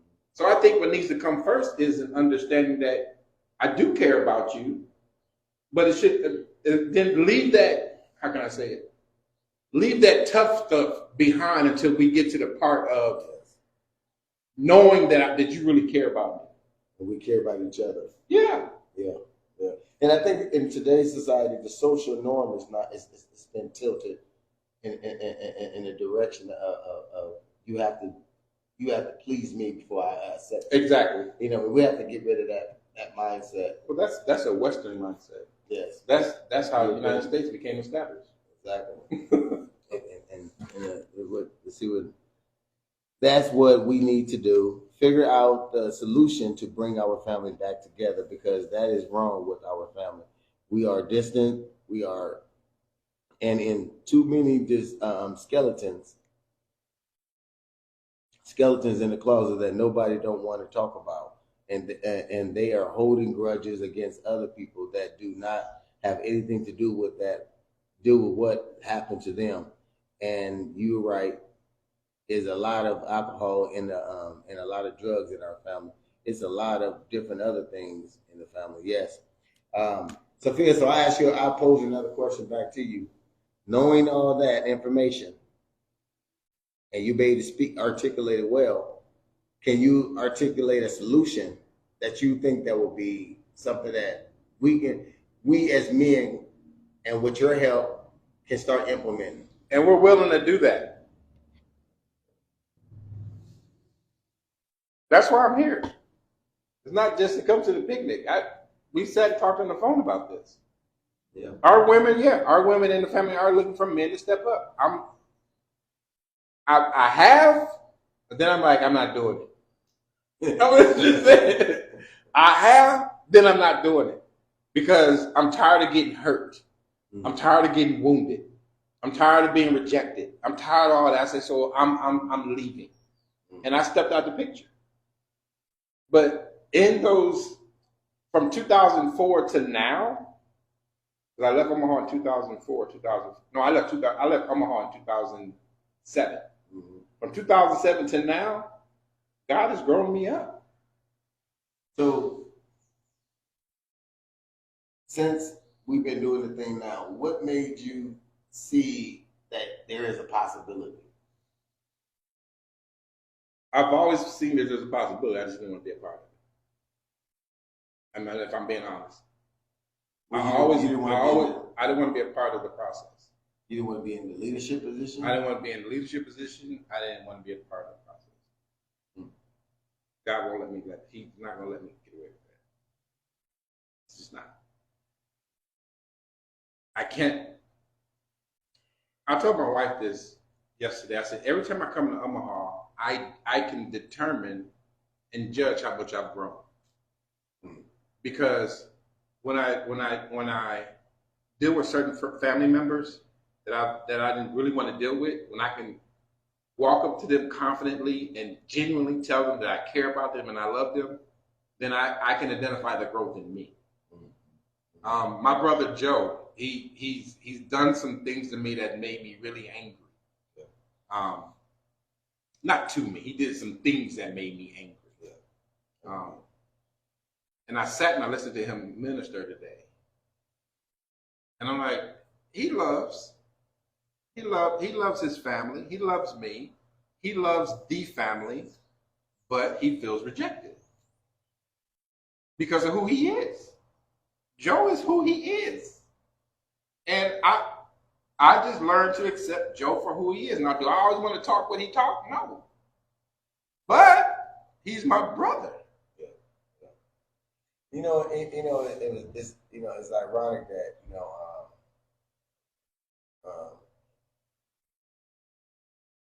okay, let's ask this question, because I remember you said you was doing this at one point in time. How did you feel when you seen me doing it? I felt like I could back you up. I could support you. See, that's what I'm trying to talk about. Mm-hmm. Why don't everybody think that way? Why everybody feel like it's just got to be a one-man show? Because that's what's been passed down from the previous generation. Okay. Uncle JC carried a lot of weight. Let's see. Sophia said, we have been trying. We have been trying. We really have it. Kind of like we need to try to get us all back together again. And talk out our problems with everybody involved, not just some, but all of us, because we all got some kind of skeletons in our and issues against one another. So for some reason, so I'm thinking older cousins, I think we should just our family together, and we should just talk about our skeletons, what we have and what we just love one another, and apologize. Way maybe a way it would take us to do so. I think it comes from all of us, including our men, in our heads. Then she said, "Oh, she finished it." And she not messed up with saying.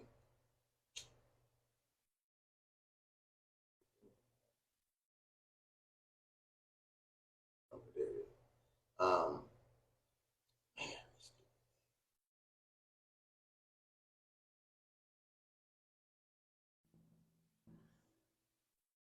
Sophia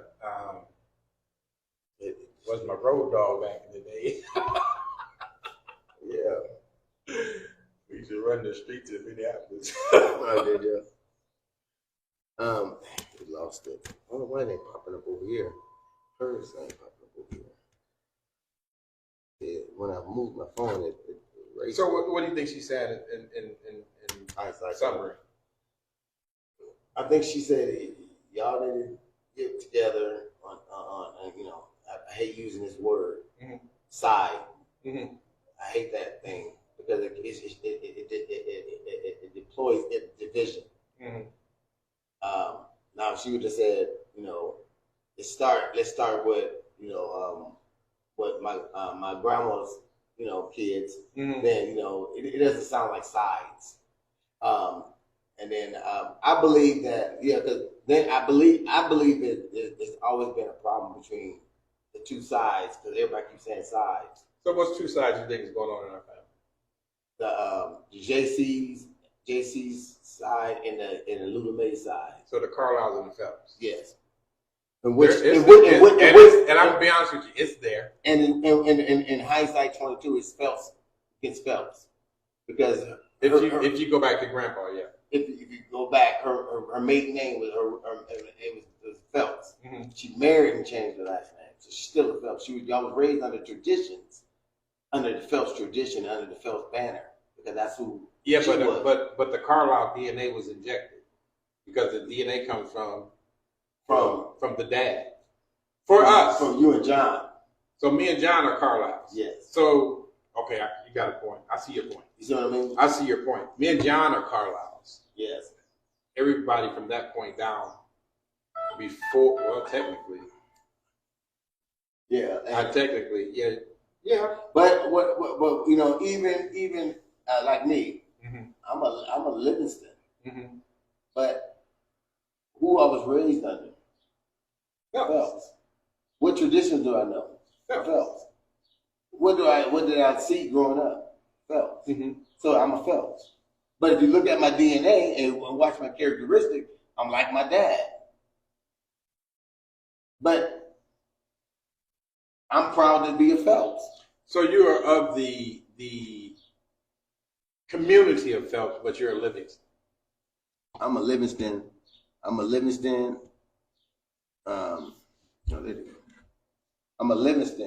but I am. You're of the community of Phelps. Yes. Because of the traditions, because of the customs, because of the language, blah blah blah. So I get that, but DNA wise, you're Is Carl going to be here today? I just asked a question. Yes or no? No. Go. We're recording, ma'am. Thank you. Okay, I got you. She knows better than that. She's seen it in here. She said, we have been trying. Okay, no. She said, I could tell you one thing. I know my mama has a problem with her siblings.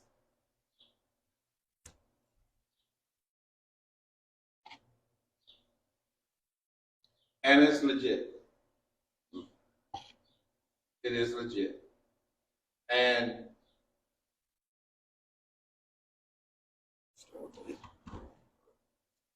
how can I say this? It's legit, but it's not spoken, if I can say it that way. That I know of. So her statement is true. And you're right, Sophia, that needs to be talked out. It does. It does. And you know, and one of the things about these situations, because that happened in our family. I mean, happened on my mom's side with her siblings. Mm-hmm.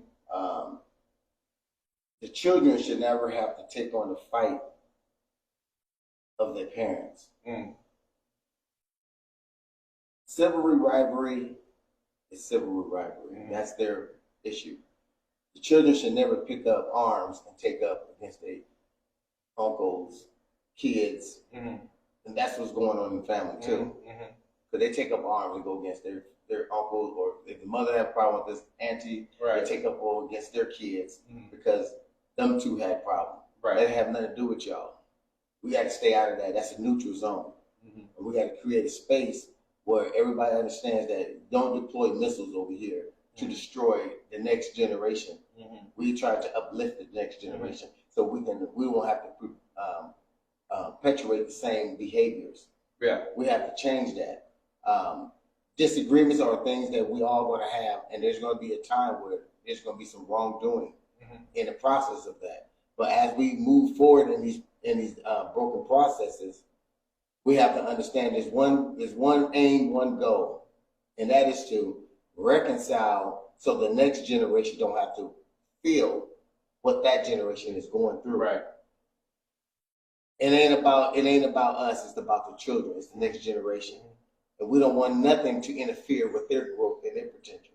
I would say it's about us because if we don't heal, we're going to keep telling the same old story. The same story, but we don't want to deploy the bad practices and bad behaviors amongst our children. Right. So our children can hate each other for no reason. Right.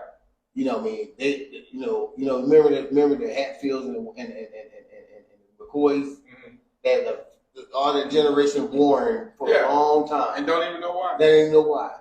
Yeah. You know what I mean? Those are the problems that we have to look back. You have to go back and do a lot of archives, do a lot of study, and see what killed a lot of things. We need to retell our stories. And the only way to retell those stories is to get the secrets and the stuff that's in the closet out and deal with it so we can retell the story. We can't retell it if it's not out. Yeah.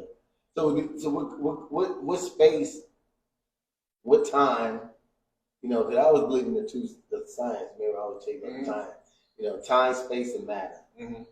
If it really matters to the family for potential growth, can they set up a time to deal with those issues? Yeah. And can they create space for them things to be spoken? Yes. So then that would go into my forward multiplication chart. Because when we come together, we must what? Subtract certain things. We must divide certain things. We must add certain things, and we must most definitely multiply things. So if we use those science and mathematical tables of healing, I call it of healing. I believe that we can get past a lot of this stuff. I think, but it has to take the nucleus of the will of the spirit. The spirit got to have a will for that. Because he said, when there's a will, there's a way. So when we have a will, there is a way to make things happen. We can transform a lot of things. We can say mountain move, and it moves because the will is strong. But this a little doubt of a mustard seed is going to kill everything if we don't know how to utilize it. Right. So we just need to understand that we have the power to do whatever we want. It's just when people don't have the will to do it. How do you get the people to find the will to see that it's not beneficial in the state that you're at? I'll call it what some people call it active listening. I got to listen to your heart. I got to listen I got to take time to listen to what you're saying. I got to take time to listen behind the words that you're saying. And what you're not saying. Exactly. And so some people are so hurt that they can't tell the story. And they're so hurt that the story that they know that has been implanted in their mind for years, that's the only story that they know. So I think that they have to sit down with somebody that they trust and tell that story. And that person that will help them process that story. Now, we talk about people seeing psychiatrists and psychologists and stuff like that. That's what they do.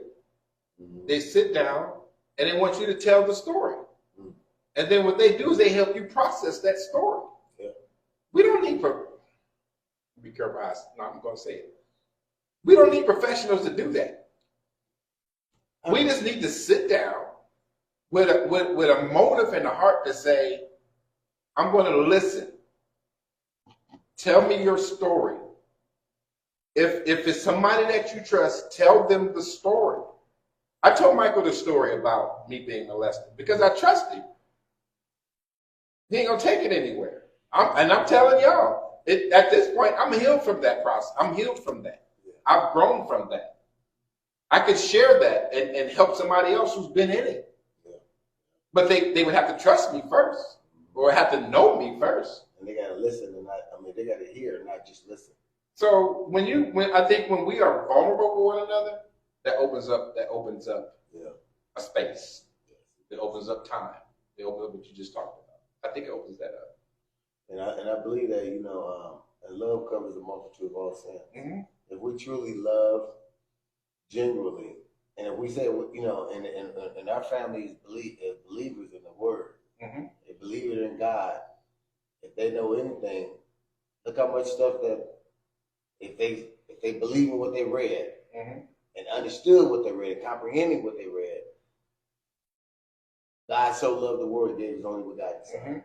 So if you understand that part, you had to watch his son go through all that torment and torture, and he still allowed it to do because he loved the world. He loved his people.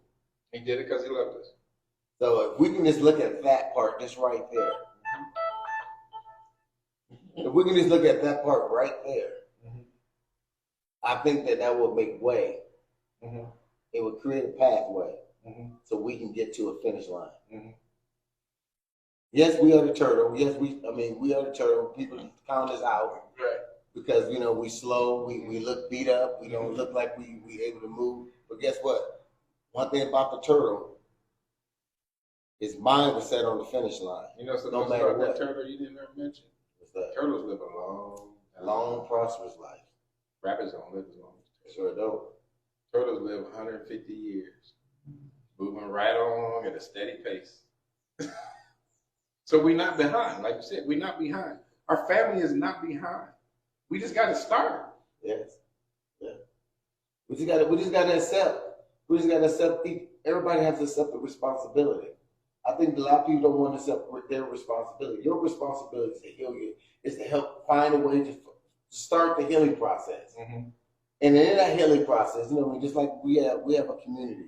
In a community, you have multi-families living in it.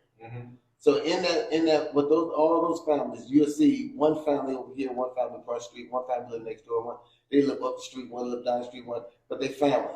They're all different families. And if every family in that community take an oath and say, you know what, we're not going to allow anything in this community, in this neighborhood, to defile our children or to unsafeguard our children. You watch for my children, I watch for yours. And they take that oath and they pledge it and they stand on it. You will see a whole community looking ravished and it'll flourish. Because guess what? They're going to go out there and they're going to plant tomatoes, tamales, one going to plant coconuts, watermelon and squash, other one going to plant tamales. And guess what? They're going to come in the middle of the community. They're going to say, hey, your kids eating tonight? Well, we lacking this. Oh, here, we got this. Here. That becomes a networking system, then a bargaining system. So everybody's sitting is trading So then when you go back to your house, what you didn't have before, and now you got plenty. Mm-hmm. That's how we're supposed to work. Mm-hmm. So we share ideals, Mm-hmm. we come up with concepts to build a family legacy and to create wealth.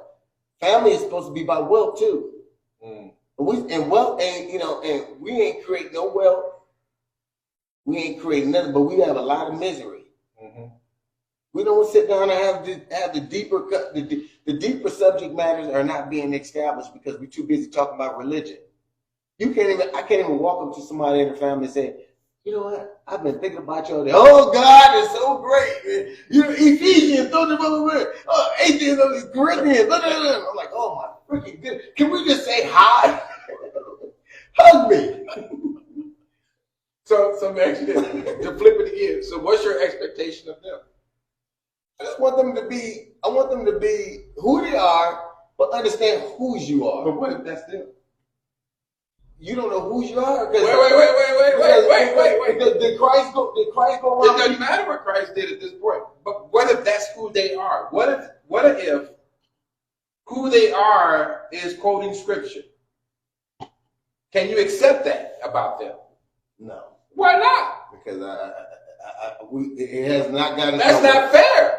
No, That's not fair. Wait a minute. Remember they said you try spirit by the spirit. Wait. Okay, if I tried it, and we've been going for what? How many years has this been?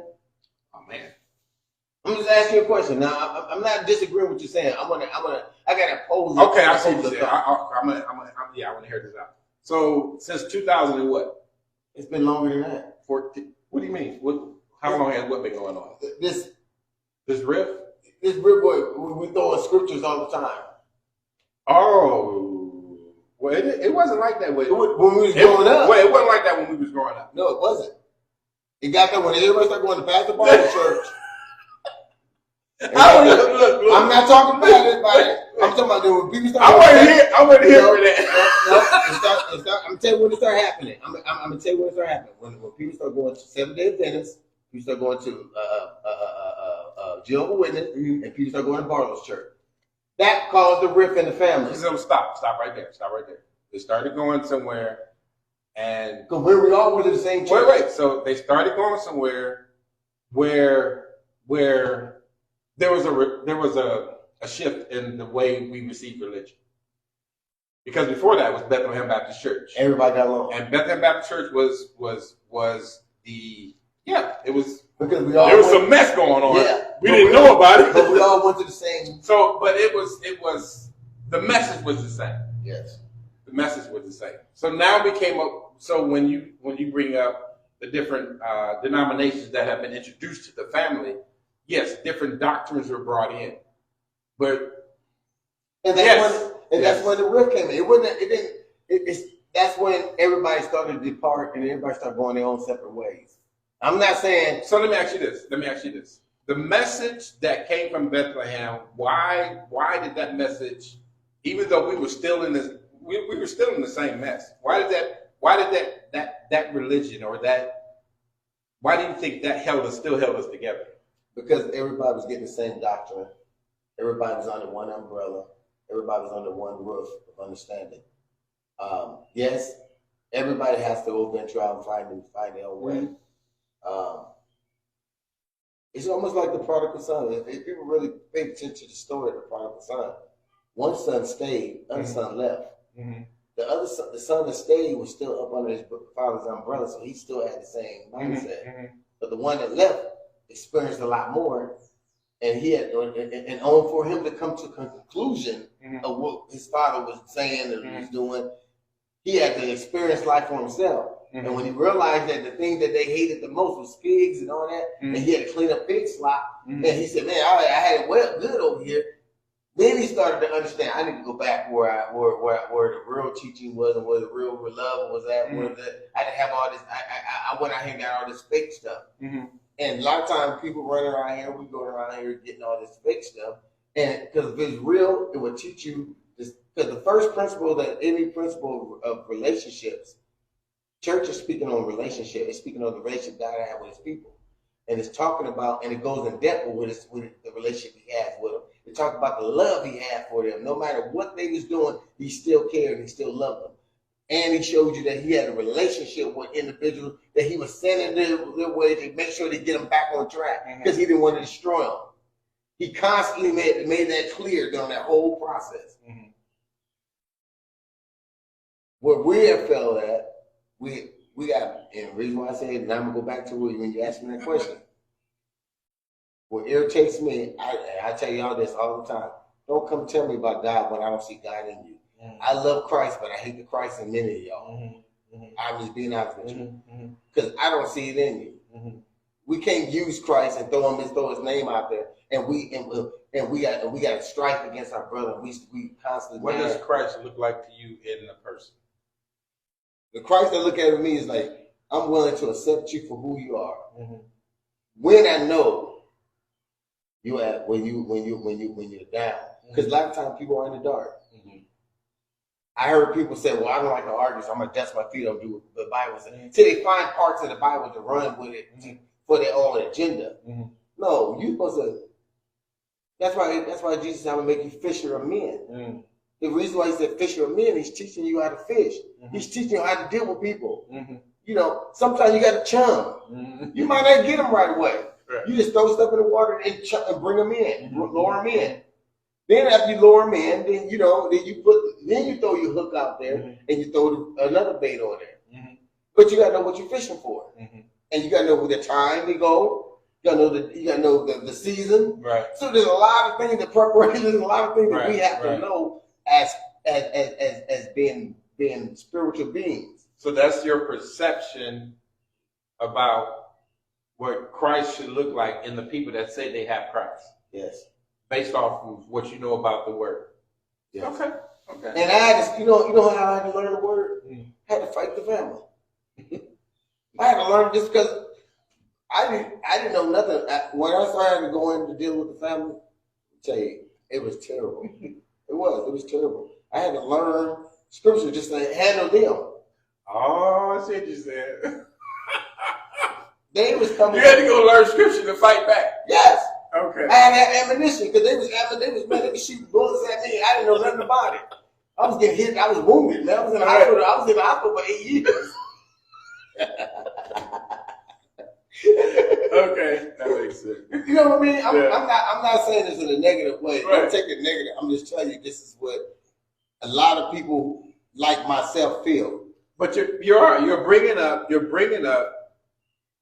up why some of our family members feel the way they feel. Yes. And from the religious perspective, when people go to church, when our family members go to church, and I could be corrected on this, we go with I'm gonna just use me. I go with the intention of loving God and worshiping and you know, I'm not in there for a show. I'm in there to learn about God and to experience God. So when I first when I switched directions back when I was about 27, I came out with, man, I want my family to feel the way I feel. I want my family to experience what I experience. I want them to be saved. I want them to be saved. So all I knew was to share what I had learned. And it would come off as religious. But it would come off as, why you always quote the scripture? That's all I know at that point. That's all I know. The only way I can communicate this is if I quote it from scripture and if I tell you what I heard in church. At that point, I'm a babe in Christ. And no, I'm glad you said that. You know, I said at that point, but then God had to grow me up. But you said at that point. I'm talking about so technically, they're still babies, yes. So technically, as you move forward outside of the walls, you went out into the community. Yeah. Immaturely and prematurely teaching something that you haven't even understood or grasped fully. I have. Yes, I have. Okay, so that's probably why the problem is going on in our community. People are going out immaturely and prematurely teaching something they have not embraced. Absolutely. There's Michael, there's people in the pulpit doing that. Yeah, I know. There's people in the pulpit that are preaching stuff they don't even believe because it's a job.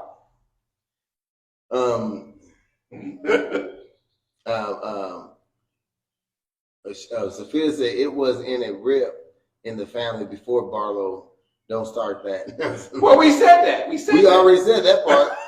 But and then Matthew Enoch said, "What are you learning at church and about God?" And he said, "Y'all following a white savior." Enoch, you know I love you, my brother. I ain't learning nothing in church. I'll be honest with you. I learn it through life. I learn it as I walk through life. I'm learning it right now, talking to Michael, because he's bringing some things to me that I hadn't thought about. I'm learning it through Sophia, bringing things to me that I probably need to put into practice. Yeah. But if I love, like God teaches me to love, then I should be a good, active listener, listening, trying to make things better for the family that I'm a part of and for the community. And to go back to Sophia's point, she said it wasn't Barlow. I know we like to defend and pretend, and I'm not saying Barlow was the only one, because like I said, I named 3 churches. You only pick one out of the 3. I said, well, one became Seventh-day Adventist, one became Jehovah's Witness, and one went to Barlow's church. And then there's some that went to Church of Christ, I think it was, wasn't it? But most of them was those 3 after Bethlehem Baptist Church. Mm-hmm. We're talking about after Bethlehem Baptist Church. I ain't talking about before. Now, as we spoke, there was a lot of mess going on at Bethlehem Baptist Church, but the family had a little bit more unity. The message that Bethlehem, the religious message that came out of Bethlehem Baptist Church was this: Jesus died for your sins, and you need to be baptized. That was it. Well, Master Enoch said, God is within you. He said it's all about money. God isn't. He isn't within us. We're made in His image and His likeness. Yes, He is. Yeah. And to say what to speak to what you said, in a lot of situations, it is about the money. So I can't disagree with it. And so if we was looking at we've been knowing this, our family's been broken, and we hear a lot of people throwing stones, and we hear every dog bark. Mm-hmm. When is the dog gonna stop barking and do something about it? Because you can't just get hit and not feel the penetration of the stone that hit you and not do anything. The dog do 2 things: it get hit and it attacks, or it takes off. Well, the dog is hurt. but am I right? The dog either attack back or it runs. Yeah. When are we gonna attack? So if the dog is hurt, you need to take him to the vet. Did you hear that? So if the dog is hurt, we need to take it to the vet. You got hit with a stone and you felt the pain. Well, and that goes back to, let me hear your story. Take your story to somebody you trust. Thank you. Sophia said, no, it was still issues there. It was kind like jealousy. It goes back further than these churches. Are y'all saying, it may start? I think it started a better ham, as my understanding. You know what Bethlehem did that we don't do? You know what the elders of Bethlehem Church that started that church, you know what they did that the generations after them didn't do? What? They kept it quiet. Yeah. All that mess that I found out later on that was going on inside that church, mm-hmm. or with the people in that church, we didn't know about it. Mm-hmm. So there was no story to tell. So the families weren't divided that we know of, that I know of. And so if Sophia's saying it went back further, you're a little older than me. Mm-hmm. When did you notice it? What about Bethlehem? No, you noticed that we was broken, the family was broken. Because I felt like it was broken after my grandma passed away. That was just from my experience and my experience alone. Well, I didn't, I'm gonna be honest, I didn't view the Phelps family in that way. I thought the Phelps family was okay. I did. Really? I did. Hmm. I knew that there was competition between the Phelps. I don't even want to call it. I knew there was competition between Uncle JC's family and my mom's family because of the choir, the young adult choir. Lester played the piano, blah, blah, blah. A lot of my siblings, and I think the siblings on Uncle JC's side felt that, well, they think they're better than us, and they think they're better than us. How that came into play was in Bethlehem. And then the story started getting told, well, you think you're better than us. But it didn't come from mom. It didn't come from Uncle JC. It didn't come from them. Mm. It came from the generation after them. Mm. And you know who they are. And they told the story. And the story created my mom and your, my mom, my sisters, my brothers. But then the story yeah, began to be told. Because and that's one thing that we don't go back to. I know my mom's generation was really messed up. That was the time. Those were the ages of drug ages and the All that stuff was introduced. And what was it, disco and 70s, 60s, and 70s. Yeah. That was their generation. Mm-hmm. And so, and then when the 80s hit, the crack cocaine came in. Mm-hmm. So that was another implementation. And before that was heroin and all the other the pills and stuff like that.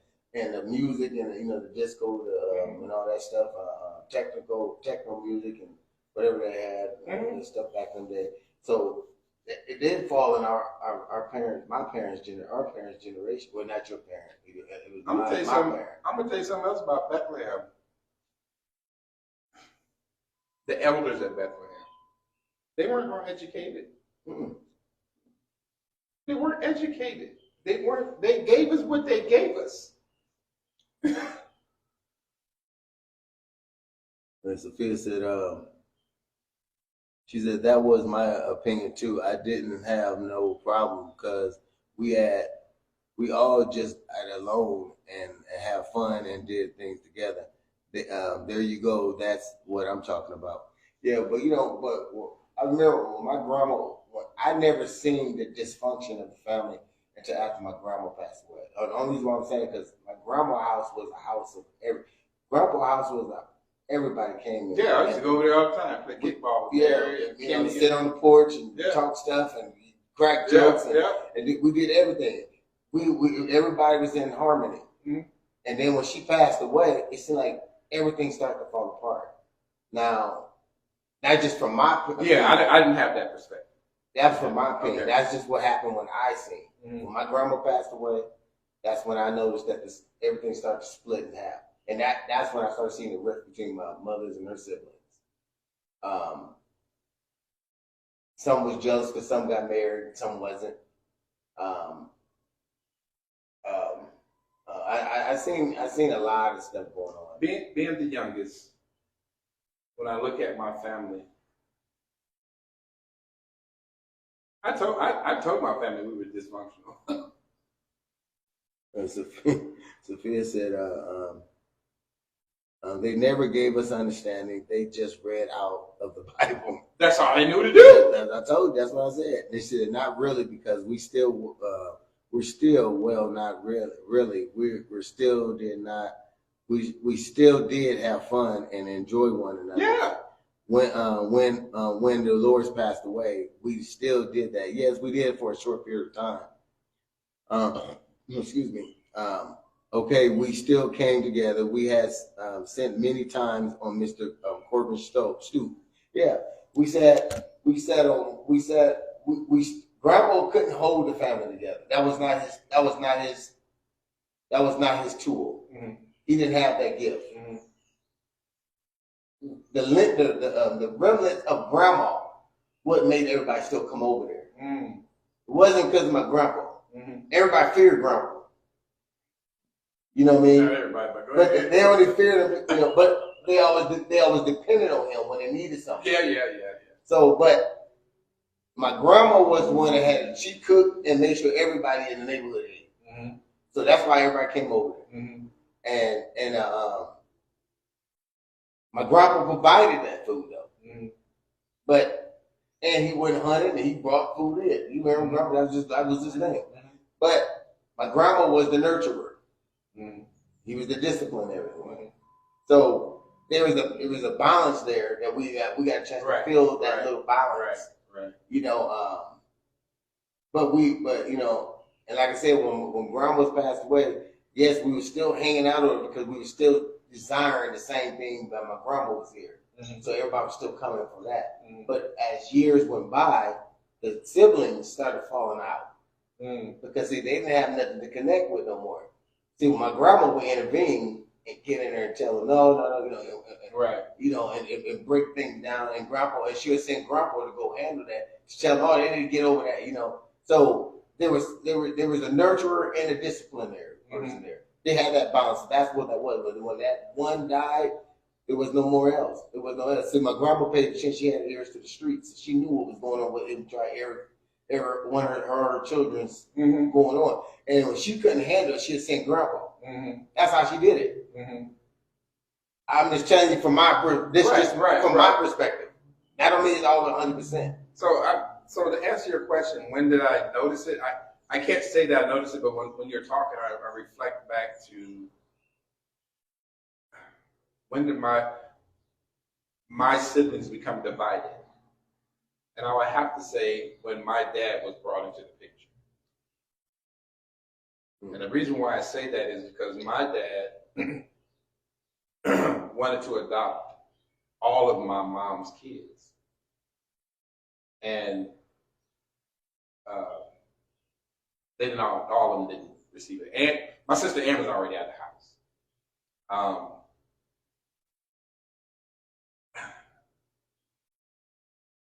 I'm trying to hold back from saying a certain thing. I understand my sister Ann. I understand her. I understand the way she feels. I understand how rejected she feels. I understand all that. I get all that. But my dad came into the picture, and I've heard my sisters talk about this. You know, my other sisters and my brother, they received the name Carlisle through adoption. That's Barb. That's my sister Barb, Etta, Lester, and then me and John were Carlisles anyway. My other two brothers, they kept Phelps. So I think that's when the division came in, or the dysfunctionality of our family. And then my mom they ended up divorcing. So that caused another rift in our family. That stuff we don't talk about. We don't talk about this stuff. In fact, I don't even think we think about it. Because mom did such a good job of keeping us together. Mom laid a foundation of you're gonna love your brothers, you're gonna love your sister. You're gonna love them. You're gonna respect them. You're gonna do, and we would not go against her. We would not disrespect her. So if I had to look back and think about all the stuff I know about my family, my siblings, I would say that's when it started. You know, it's sad that we have so much hurt. We have so much memories, recollection of, you know, and the new generation don't know none of this. But they're going to inherit this beast. They're going to inherit this dysfunction. They're going to inherit that, but they're going to inherit the negative stories. Yeah, that's what I'm saying. So we got to change the narrative. That's where it starts. So it's I agree with Sophia. It starts with it. I think it starts with. It's really my generation, because your mom and my siblings are of the same generation. I'm just the youngest of that. Yeah. But it starts with us. It starts with us telling the story right, and instead of always telling the story based off how we feel about it. We need to state facts. We need to say this. Yes, this happened. Yes, I was molested. Yes, I was put out. Yes, I did this. Yes, all this stuff happened to me. Who can I tell this to that I can trust so I can get it out, get healed, and now retell the story? We got to retell the story. Yeah, you're right. You said no, it did not start with our generation. When it started with Mama and Sharon and all of their generation. That's my generation. Our generation was fine. Yes, yeah. It did start. It did start. It started with, like we said, my mama and them generation. They was the ones that were the crack. The dope ages and the partying stage came in at. They partied a lot. Mm-hmm. They dazzled in drugs and alcoholism, and they had a lot of house parties. I remember Mama was always at house parties. But you know what happened when they hit rock bottom? They went to church. Yeah, They knew to go back to the foundation. They all went to church, and then they came out with, this helped me, this is going to help you. But the way it came off is immature. Yes, prematurely immature. Because I did it. Yeah. And did you hear that, Sophia? It all went back to after they did all this party and fell off and got on drugs and fell all the way flat, rock bottom. They all went to church where they found their healing. So now then they went out into the community, to the family and the community, and prematurely and immaturely teaching something that they haven't really grasped hold to, but they have a concept that this would help me become this was helping me become a better person. Yes. So, and they want to communicate that to the ones that they see. Yeah, and they want to force feed it amongst everybody else because they think that they feel like they're saved now. They think that they're going to have to save everybody else. Yeah. And that's not how that works. That's where we have a problem at. That's where the disconnect is at. And so we got to learn to live what we know. Just live what you know. If I had learned that in the early part of when I turned my life, I turned my eyes back to God when I was ready to go to the golf. That was a traumatic experience. I'm like, am I going to come back? And is this where I'm going to go? Is this where I'm going to die at 27 years old? I'm going that right. We don't know. So I went over there and I made a deal with God. I don't want to talk about this deal. I made a deal with God to get me back. I'm going to do blah, blah, blah, blah. When that was the second part of the deal. But ever since then, I have been on a track of following God, not religion, not churches, not preachers. I don't care about that. And I've been called the devil and all kind of crazy stuff because I don't follow their tradition and their doctrine. I follow God. Well, nobody. Okay, so from your opinion, when I was coming around, I was doing what I was doing. Mm-hmm. What was it that you seen that you thought that they thought that I was not practicing God? Why did you think that they thought that? You were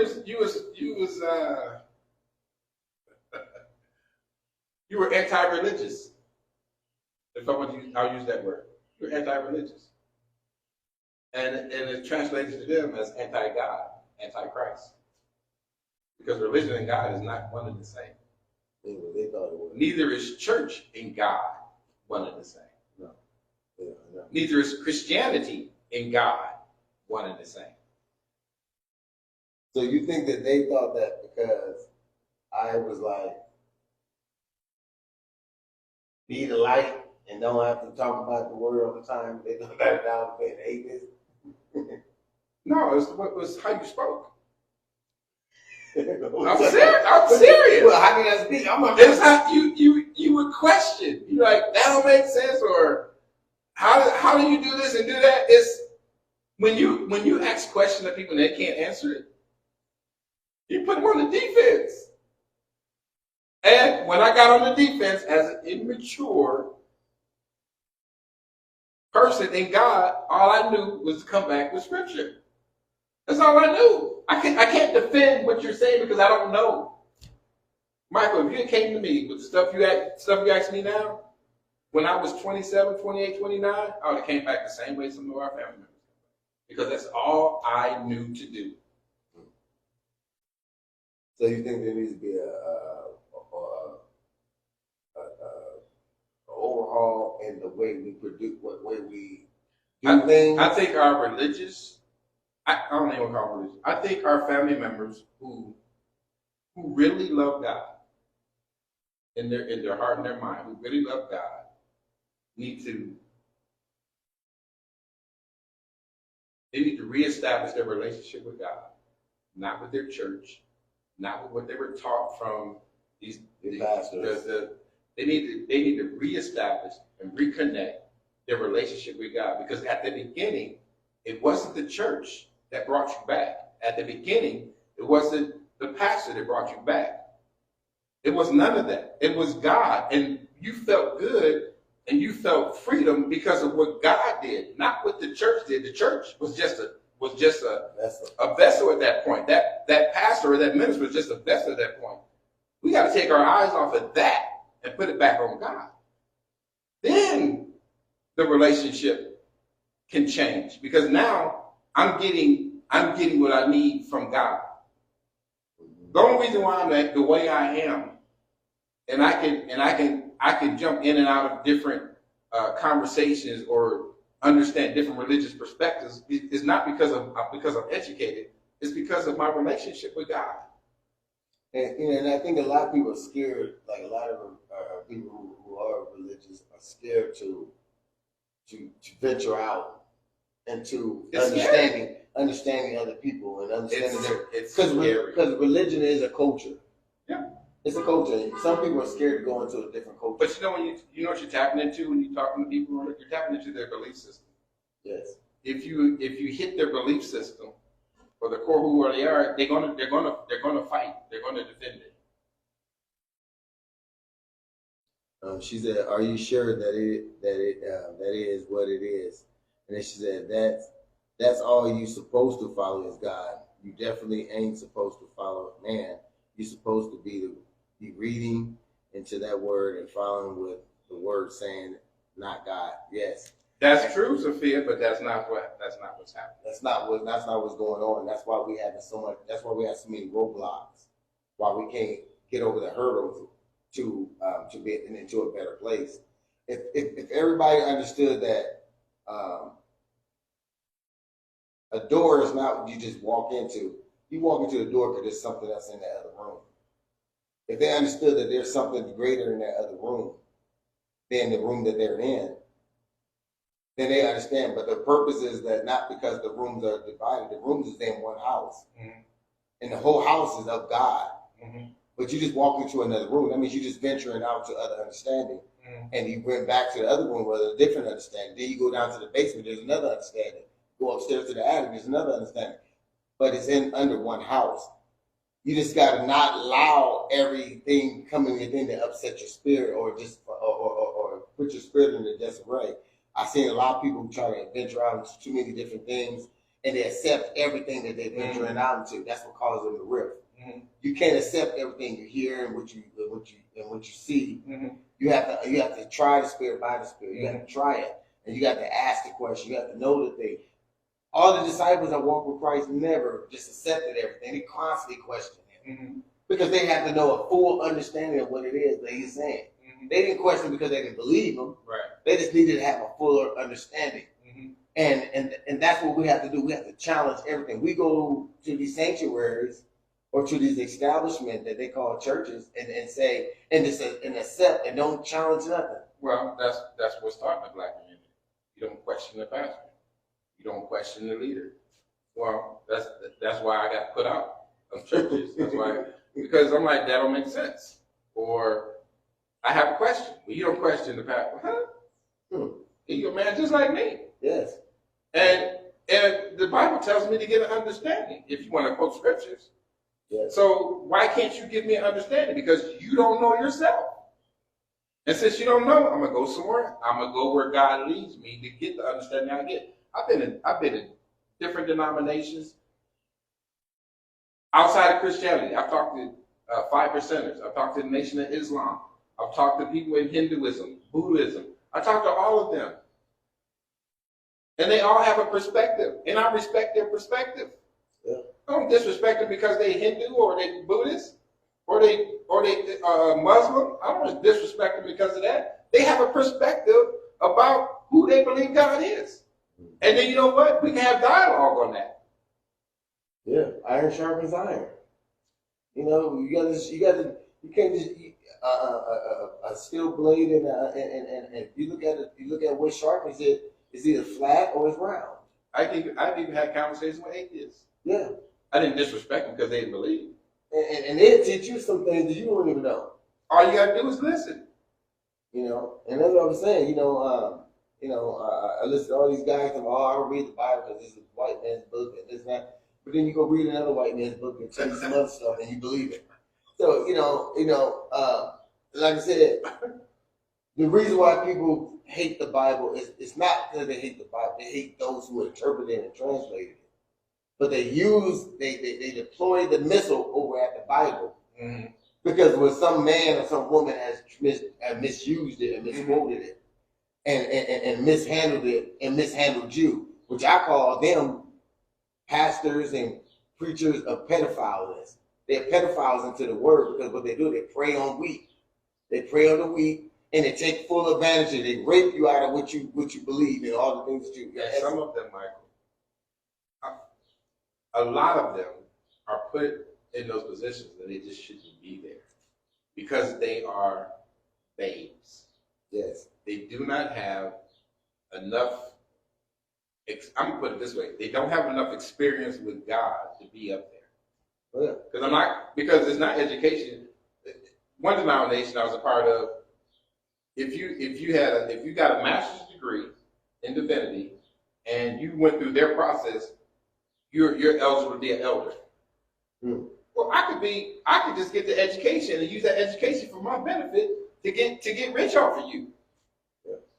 So that's why I say people are put in positions in church as leaders, as pastors and prophets and apostles, whatever you want to call all these people, they call themselves. If they don't have enough experience with God, they don't need to be in those positions. How many years did Moses spend with God before God put him in position? 40 years. 40 years. So now you can just walk in church now and say, I was called by God. Well, you're this. No, you ain't got enough experience with God. You need to sit your butt down.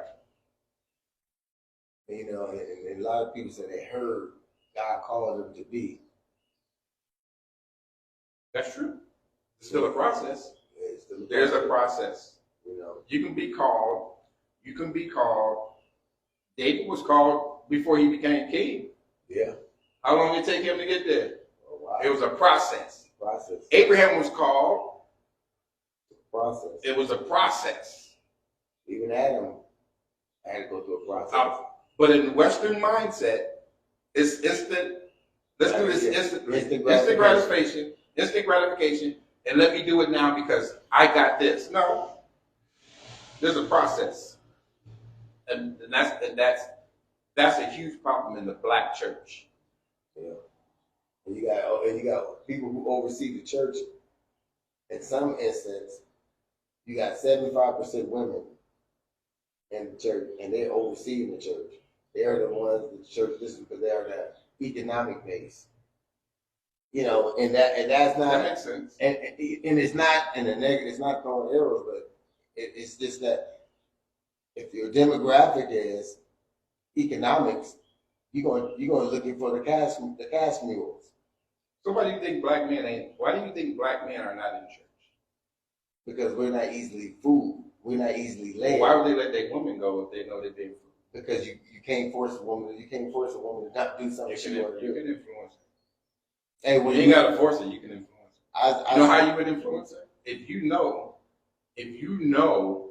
that they're walking into a den of lions, then you need to bring whatever it is she's looking for in there home. Yeah, I agree. Yeah, a lot of us, like we talked about earlier, a lot of us men don't know how. So guess what? We can't fight against a woman who wants to go out and think she's going to learn. That goes back to what Sophia's saying about weak men. Then that man or them men need to step up. And whatever that woman or their woman is looking for in that pastor or that church, they need to bring it home. Yeah. And then she'll stay home. Or she'll be at home. Yeah. She'll be safe. Yeah. Women go out because they're not safe.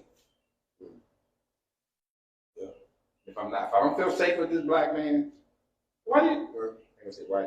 Why do a lot of our women go with the thug? Go with the gangster? Well, you know, They feel safe. you know, in the sad part, they get with him because they feel safe, but it really ain't safe because he got too many targets over him.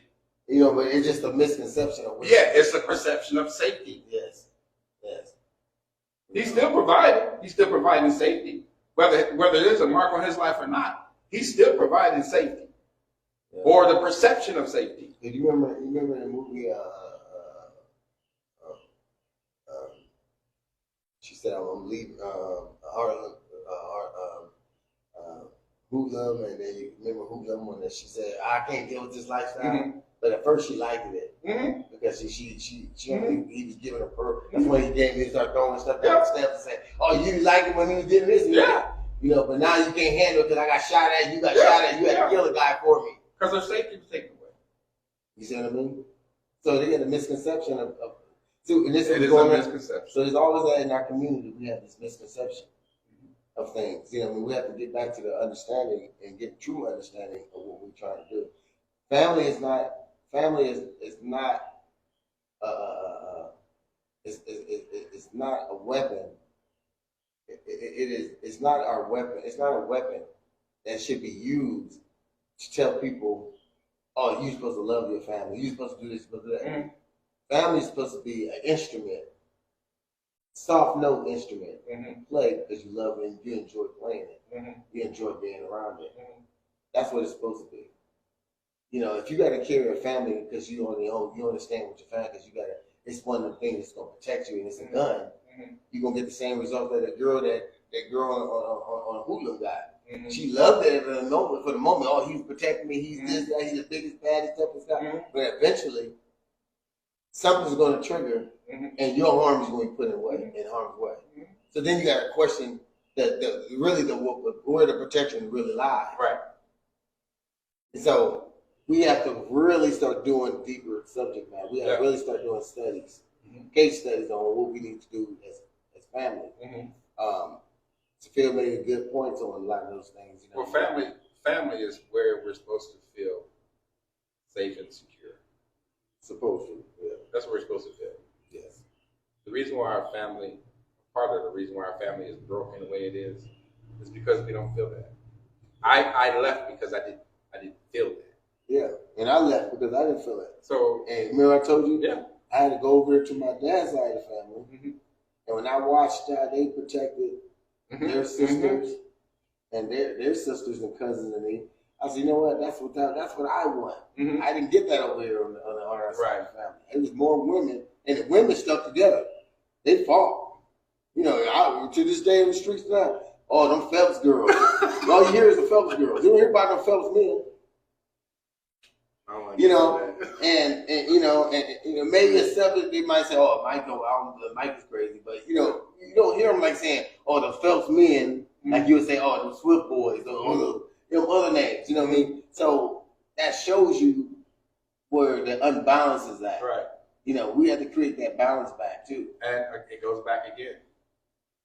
The men just didn't know how to do that. There was a presence there, but it wasn't a model. Yeah. Yes. Uncle JC did the best he could. That's he good for what he had. I learned work ethic from Uncle JC. I learned how to shake hands real hard with Uncle JC. But that's about it. Yeah. And I learned, growing as I got older, I learned that what a relationship means. Because when I asked him about the relationship he had with my grandma, he said he never loved her. That hurt me because that was my grandma. My grandma was my everything. I learned honesty from him too. Go ahead. Yes, and that was what I say. He was honest with me. And he was always honest. He had women calling while my grandma was still alive. He had different women. She knew he didn't love her the way he loved her. He didn't love her, but he wasn't going to break the vow. He took an oath. And he stood by it. That's what I could respect about my grandpa. No matter what his imperfections is over here. But check this out, Michael. He did demonstrate love. Yes. Because he still did what was best Mm-hmm. according to his knowledge, for his family. Yes, He did. he did. So, but we've been here talking long enough, and man, this is a good show, man. It's a good topic, man. Man, it's very inspiring. Won't you give your final thoughts? My final thoughts are, we got to retell the story. And the only way to retell the story is to get with somebody that you can share your story with that you haven't told. Share that with them and begin the healing process, because you still hold on to something that's been eating you up for probably 10, 20, 30 years. I had to learn to let that stuff go. I did it not with a person. I literally, I'm very honest with God. I tell God what I think. I tell him how I hurt. I tell him then I get back from him, this is what you need to do. So when I come back to Omaha, like I said, I can tell how much I've grown by how I relate to my family. Because when I'm in Texas, I don't have to get out. I deal with a lot of strangers in Texas. I don't deal with family like you deal with family up here. No, I don't do family like I used to. But the point is, the people that cause my source of pain and rejection are here. I didn't have to face them every day. And even then, when I make phone calls, where I used to, when I used to make phone calls, I could still hear that rejection. I could still hear, why you do this, or, well, you need to do this. And I'm like, I don't want to hear that. And sometimes I just hang up on them. So I get it.